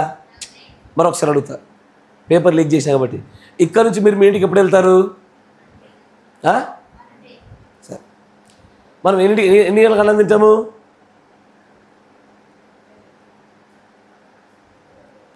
ప్రేరేపణ తింటాం అంతే. సార్ అవునా కదా? ఇప్పుడు మీరు అందరూ చెయ్యి ఉందా? ఈ చెయ్యి మీ తలపైన పెట్టుకోండి, ఆపేసేయండి.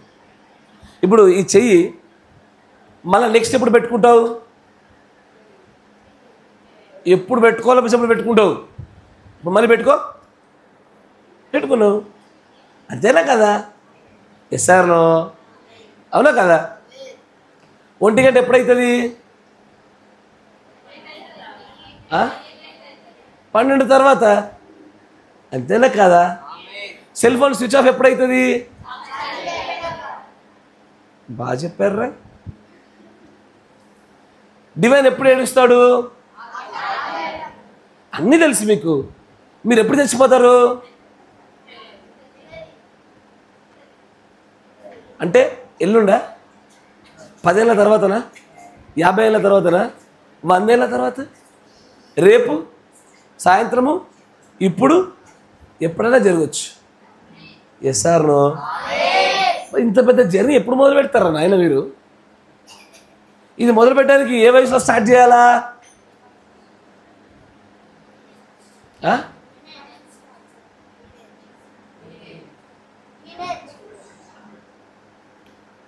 బ్రహ్మం గారు 8-9 సంవత్సరాల అమ్మాయికి కూడా స్టార్ట్ చేయించాడు. దేనికో తెలుసా? ఈ జర్నీ స్టార్ట్ చేయాలంటే నీకేం కావాలో తెలుసా? కొన్ని విషయాలు తెలియాలి, ఎక్కువ అక్కర్లే. ఏంటిది? యేసు ప్రభు నిజమైన దేవుడు. నేను పాపములో పుట్టి పాపములో పెరిగాను. ఆదామవల వల్ల సమస్త మానవులంతా పాపంగానే ఉన్నారు. యేసు ప్రభు వారు మనిషిగా వచ్చి తన రక్తాన్ని కార్చి ఆ రక్తంలో నన్ను కడగడం కోసమే, ఆ రక్తం నా కోసమే కార్చాడు. నేను అది నమ్మి ప్రభు యేసుక్రీస్తు నామములో బాప్తిజం తీసుకొని నమ్మితేనే నీతీకరణ, వాక్యం విని నా పాప స్వభావాన్ని మార్చుకుంటే శుద్ధీకరణ, దేవుడు ఆత్మచేతనను అభిషేకిస్తే పరిశుద్ధాత్మ బాప్తిజము, తర్వాత వచ్చేది జోయే. ఈ విషయాలు తెలిసాయా? ఈ విషయాలు చెప్పినప్పుడు మీకు అర్థమైందా? అర్థమైందా? అర్థమైతే చాలు, మీరు బాప్తిజం తీసుకోవడానికి రెడీ. ఇదే అర్హత, ఇంతకు మించిన అర్హత అక్కర్లే. కానీ మనము దయ్యాల చేతికి అప్పగించుకొని ఏం చేస్తున్నామో తెలుసా? వెనక్కి లాగబడతా ఉన్నాం. ఇప్పుడే వద్దు, టైం ఉంది, నువ్వు ఇంక చిన్నపిల్లవే, ఇంక చాలా తెలుసుకో, టైం ఉంది అని నీ దయ్యాల చేత నువ్వు ఆపబడ్డావు. ఎవరి చేత? ఎవరి చేతరా? నేను చెప్పానా? ప్రవక్త చెప్పారా? ఏమన్నాడు? Devil stops you, he hides you back. దయ్యమే మిమ్మల్ని వెనక్కి లాగి ఆపుతుంది. కానీ మీ పెద్దవాళ్ళకు తెలియని స్థలాలలోనికి జోయే వరకు దేవుడు మాతో మాట్లాడాడు కదా. ఇంత పెద్ద ప్రయాణం ఎప్పుడు మొదలు పెడతావు? ఇక్కడ నుంచి హైదరాబాద్ పోవాలా అంటే ఏం చేయాలా? ముందు ఇంట్లో నుంచి బస్ స్టాండ్కి వెళ్ళాలా, బస్ స్టాండ్ నుంచి ఆర్మూర్ బస్ స్టాండ్కి వెళ్ళాలా, ఆ నుంచి ఇంకో బండి ఎక్కాలా. ఈ నుంచి ఇక్కడ నుంచి బస్ స్టాండ్కి వెళ్ళిందే లేదు, మనం హైదరాబాద్ గురించి మాట్లాడుకుంటున్నాం. ఇక్కడ నుంచి తొర్లుకొండ బస్ స్టాప్ దాకా వెళ్ళడమే లేదు, కానీ ఏం మాట్లాడుతున్నామో తెలుసా? హైదరాబాద్లో జూ పార్క్కి వెళ్దామా, చార్మినార్కి వెళ్దామా? అవరా? జూ పార్కా, చార్మినారా? ఎక్కడికి నెక్స్ట్? ఎక్కడికి రా? జూ పార్కా, చార్మినారా? ఎక్కడికి వెళ్దాం అనుకుంటున్నారు? నేను అడిగిన దానికి సమాధానం చెప్పండి. జూ పార్కా, చార్మినారా, గోల్కొండనా? ముందు తొర్లుకొండ బస్ స్టాండ్ రండి, ముందు తొర్లుకొండ బస్ స్టాండ్ దాటండి రా నాయన, తర్వాత పోదాం ఎక్కడికన్నా అంటే నేనేం చెప్తాను తెలుసా? ముందు బాప్తిజంలోకి రండి రా నాయన, తర్వాత సంగతి తర్వాత చూసుకుందాం. జరిగే గొడవలు జరుగుతాయి, జరిగే యుద్ధాలు జరుగుతాయి. ముందు నువ్వు దేవుడు కుమారుడు కుమార్తె అనబడాలంటే దేవుడు కూడా నిన్ను పిలిచి నా కుమారుడా, నా కుమార్తె అని ఆయన నిన్ను పిలవాలంటే జోయోలోకి రావాలి. అని అంటాడు చూడండి.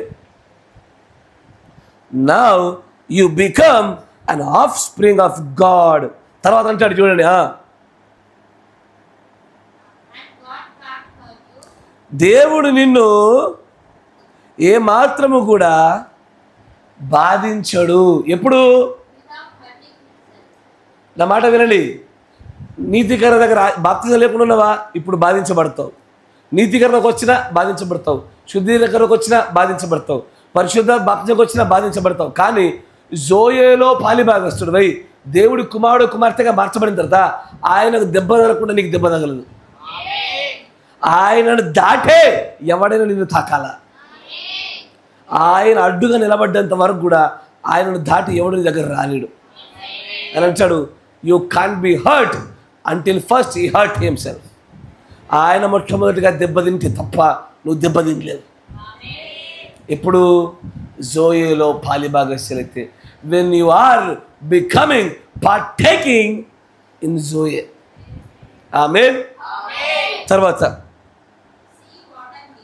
చూడండి, నేను ఇక్కడ ఏం చెప్పడానికి ఇష్టపడుతున్నానో.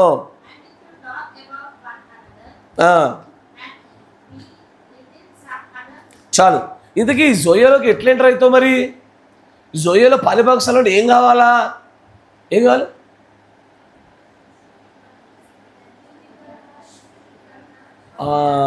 దాన్ని ప్రవక్త చూపిస్తాడు చూడండి. 55-0227E.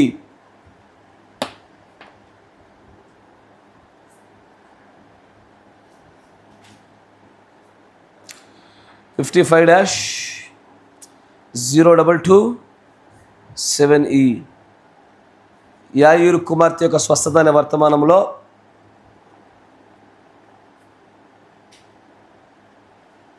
12వ పేర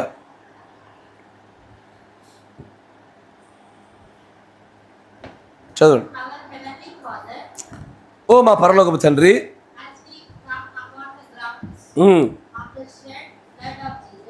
యేసుక్రీస్తు మా కోసం ప్రోక్షించిన రక్తం అనే స్థలంలోకి మేము వచ్చి ఉండగా, ఓ ప్రభువా,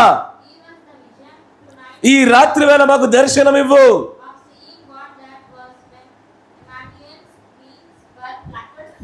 ఆ ఇమ్మానుయేలు యొక్క నరములు పీకి వేయబడినటువంటి ఆ దర్శనాలు మమ్మల్ని చూసినట్లుగా మా కన్నులు తెరవము.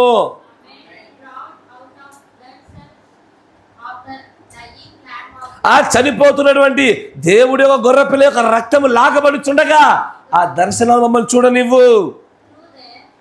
దాని గుండానే పాపము గుండా, ఆ రక్త కణాలు పగలగొట్టు వాటి గుండా, ఆ అంతరంగంలో ఉండే ప్రాణములు స్వేచ్ఛపరిచినట్లుగా వీటన్నిటి గుండా విశ్వాసిగా నీవు నేను దేవుని సమీపిస్తున్నాము.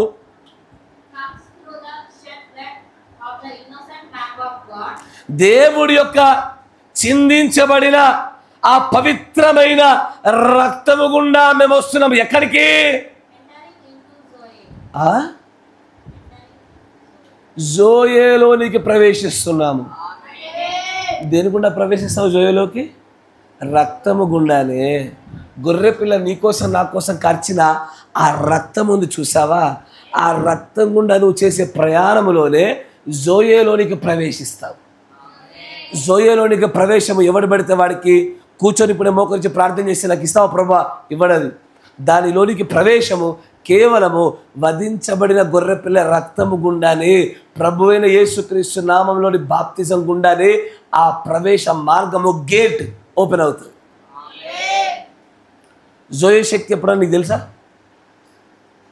జోయే శక్తి ఎప్పుడన్నా చూసావా? ఎట్లుంటో తెలుసా?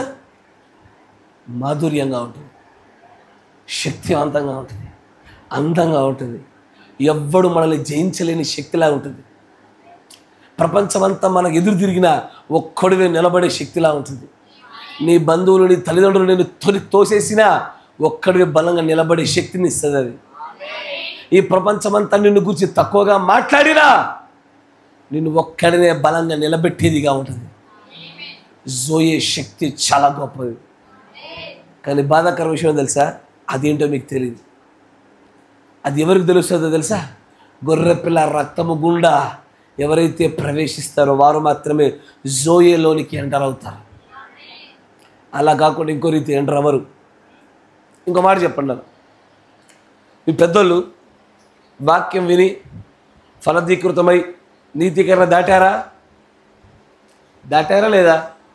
నీటి బాప్తిజం పొందారా? పొందారా లేదా? వారు వాళ్ళ శత్రువులు ప్రేమిస్తున్నారా?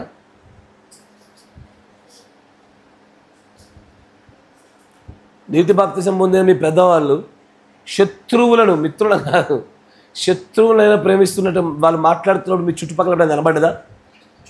ఎందుకో తెలుసా? శత్రువును కూడా ప్రేమించేటువంటి గొప్ప ప్రేమ జోయల్ ఇంటర్నల్కి వస్తుంది. దేవుడు ప్రవక్త అంటాడు చూడండి, 55-0312.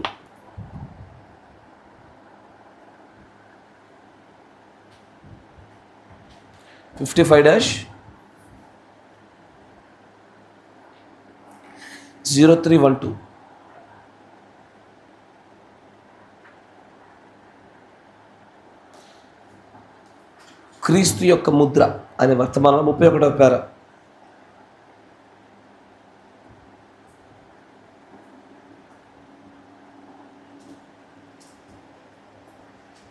చదువు 31వ పేర.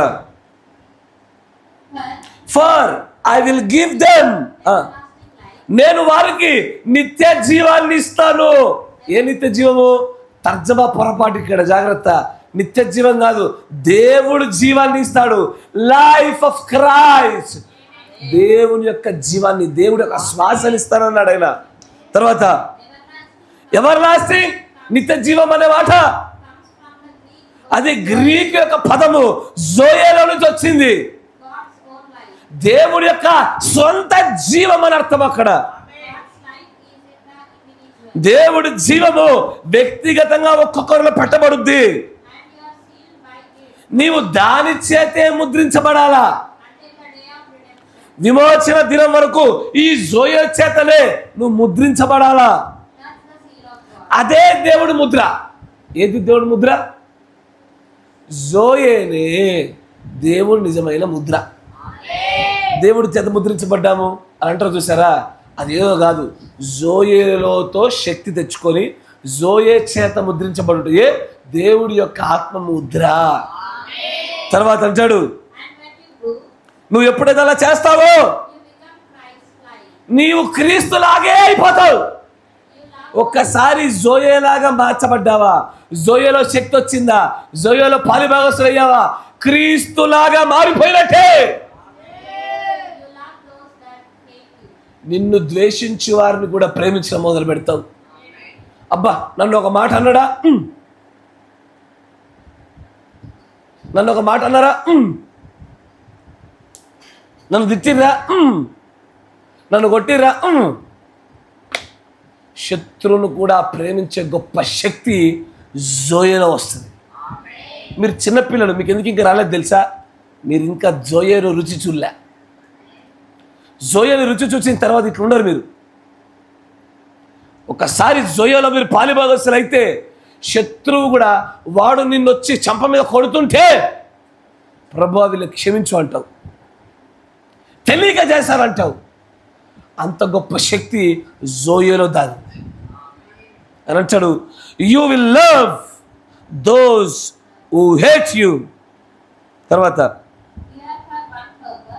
నువ్వు ఇక్కడ ఒక ఉద్దేశం కొరకై ఉన్నావు. జోయేలో పాలిభాగస్తులు అయ్యావా, దేవుడి చిత్తమును నెరవేర్పు జరిగిస్తావు.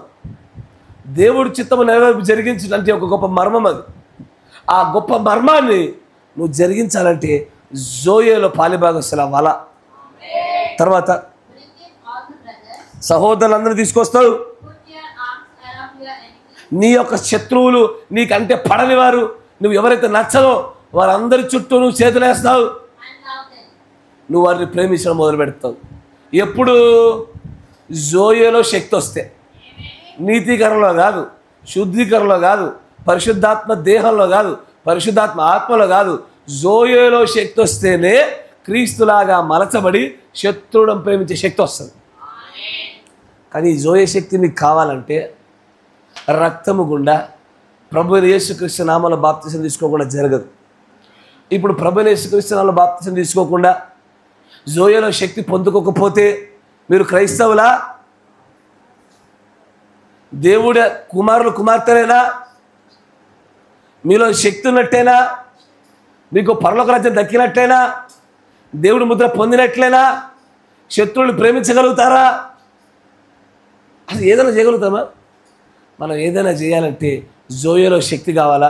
ఆ శక్తి రక్తము గుండా, ప్రభు యేసుక్రీస్తు నామం గుండా, బాప్తిజం గుండానే పొందుకోగలుగుతాం. మీకు బాప్తిజం యొక్క ప్రాధాన్యత అర్థం కావడానికి మాటలు చెప్పా. దేవుడి చిత్తమైతే రేపు బాప్తిజం గురించిన పూర్తి వివరాలు మీతో మాట్లాడతా. అసలు బాప్తిజం ఎంత అవసరం మీకు అర్థమైందా? ఇది లేకుండా మీరు క్రైస్తవులు అవుతారా? జోయలో శక్తి వస్తుందా? దేవుడి పిల్లలుగా ఉంటారా? ముద్ర ఉంటుందా? చాలా శక్తివంతమైన కార్యము జోయలో శక్తివంతులుగా మార్చబడ్డం. అది కేవలం రక్షణ ద్వారా, బాప్తిజం ద్వారానే పొందుకోగలుగుతాం. జాగ్రత్త పడండి, ప్రార్థన చేసుకోండి, రక్షణ వైపు అడుగులు వేయండి. మీరు రక్షణ పొందుకోవాలని ఎవరిని అడగాల? అమ్మనా డాడీనా? కానీ మీరు ఎవరిని అడుగుతున్నారు? ఆ అమ్మ నాన్నలు ఎవరు దూరుతున్నారు? God bless you. దేవుడు దీవించుగాక. మొక్కరిచ్చిన ప్రార్థన చేసుకుందాం. మన అంశం పేరేంటి?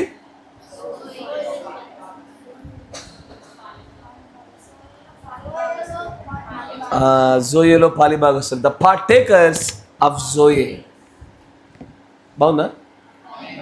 విన్నారు ఎప్పుడన్నా? నేర్చుకోండి, బలపడండి. విని ఏం చేయాలా? క్లాప్స్ కొట్టి అన్న భలే చెప్పాడు అనుకోవద్దు, స్టార్ట్ చేయాలి పాటించడం. ఆమేన్. ప్రార్థన చేసుకుందాం. పరిశుద్ధాత్ముడా, సర్వశక్తి సంపన్నుడా, ఈ ప్రియమైనటువంటి పిల్లల పైన నీ పరిశుద్ధాత్మను కుమ్మరించమని ప్రార్థిస్తూ ఉన్నాము. దయచేసి ప్రభువా, ఏ విధమైన దోషం లేకుండా ఈ పిల్లల పైన నీ కనికరం చూపమని, నీ కార్చిన రక్తము గుండా, నీ ఆత్మ గుండా వీరు జోయేలోనికి ప్రవేశించలాగిన వీరిని అభిషేకింపజేయమని ప్రార్థిస్తూ ఉన్నాం. మీరు బలపరచండి, స్థిరపరచండి. జోయే ఇంకా ఏమై ఉన్నదో దయచేసి భవిష్యత్ దినాల్లో వీరితో మీరు మాట్లాడమనియు, వీరు క్రైస్తవులు అనబడాలన్నా, నీ రాజ్యంలో చేరాలన్నా, వీరి మనవులు వినబడాలన్నా, వీరు వారసురాలుగా ఉండాలన్నా, వీరు శత్రువులను ప్రేమించాలన్నా, ప్రేమై ఉండాలన్నా, అనేకమైన కార్యాలకు మూలమగు ఆ జోయేలో పాలిభాగస్తులు అవునట్లుగా వీరి హృదయాలతో మీరు మాట్లాడమనియు, వీరు నేను సొంత రక్షకుడు అంగీకరించి రక్షణలోకి అడుగు పెట్టినటువంటి కృపను వీరికి దయచేయమని ప్రభు అయిన యేసుక్రీస్తు నామములో ప్రార్థన చేయుచున్నాము. ఆమేన్. ఆమేన్. God bless you. దేవుడు మనల్ని దీవించును గాక. ఆమేన్.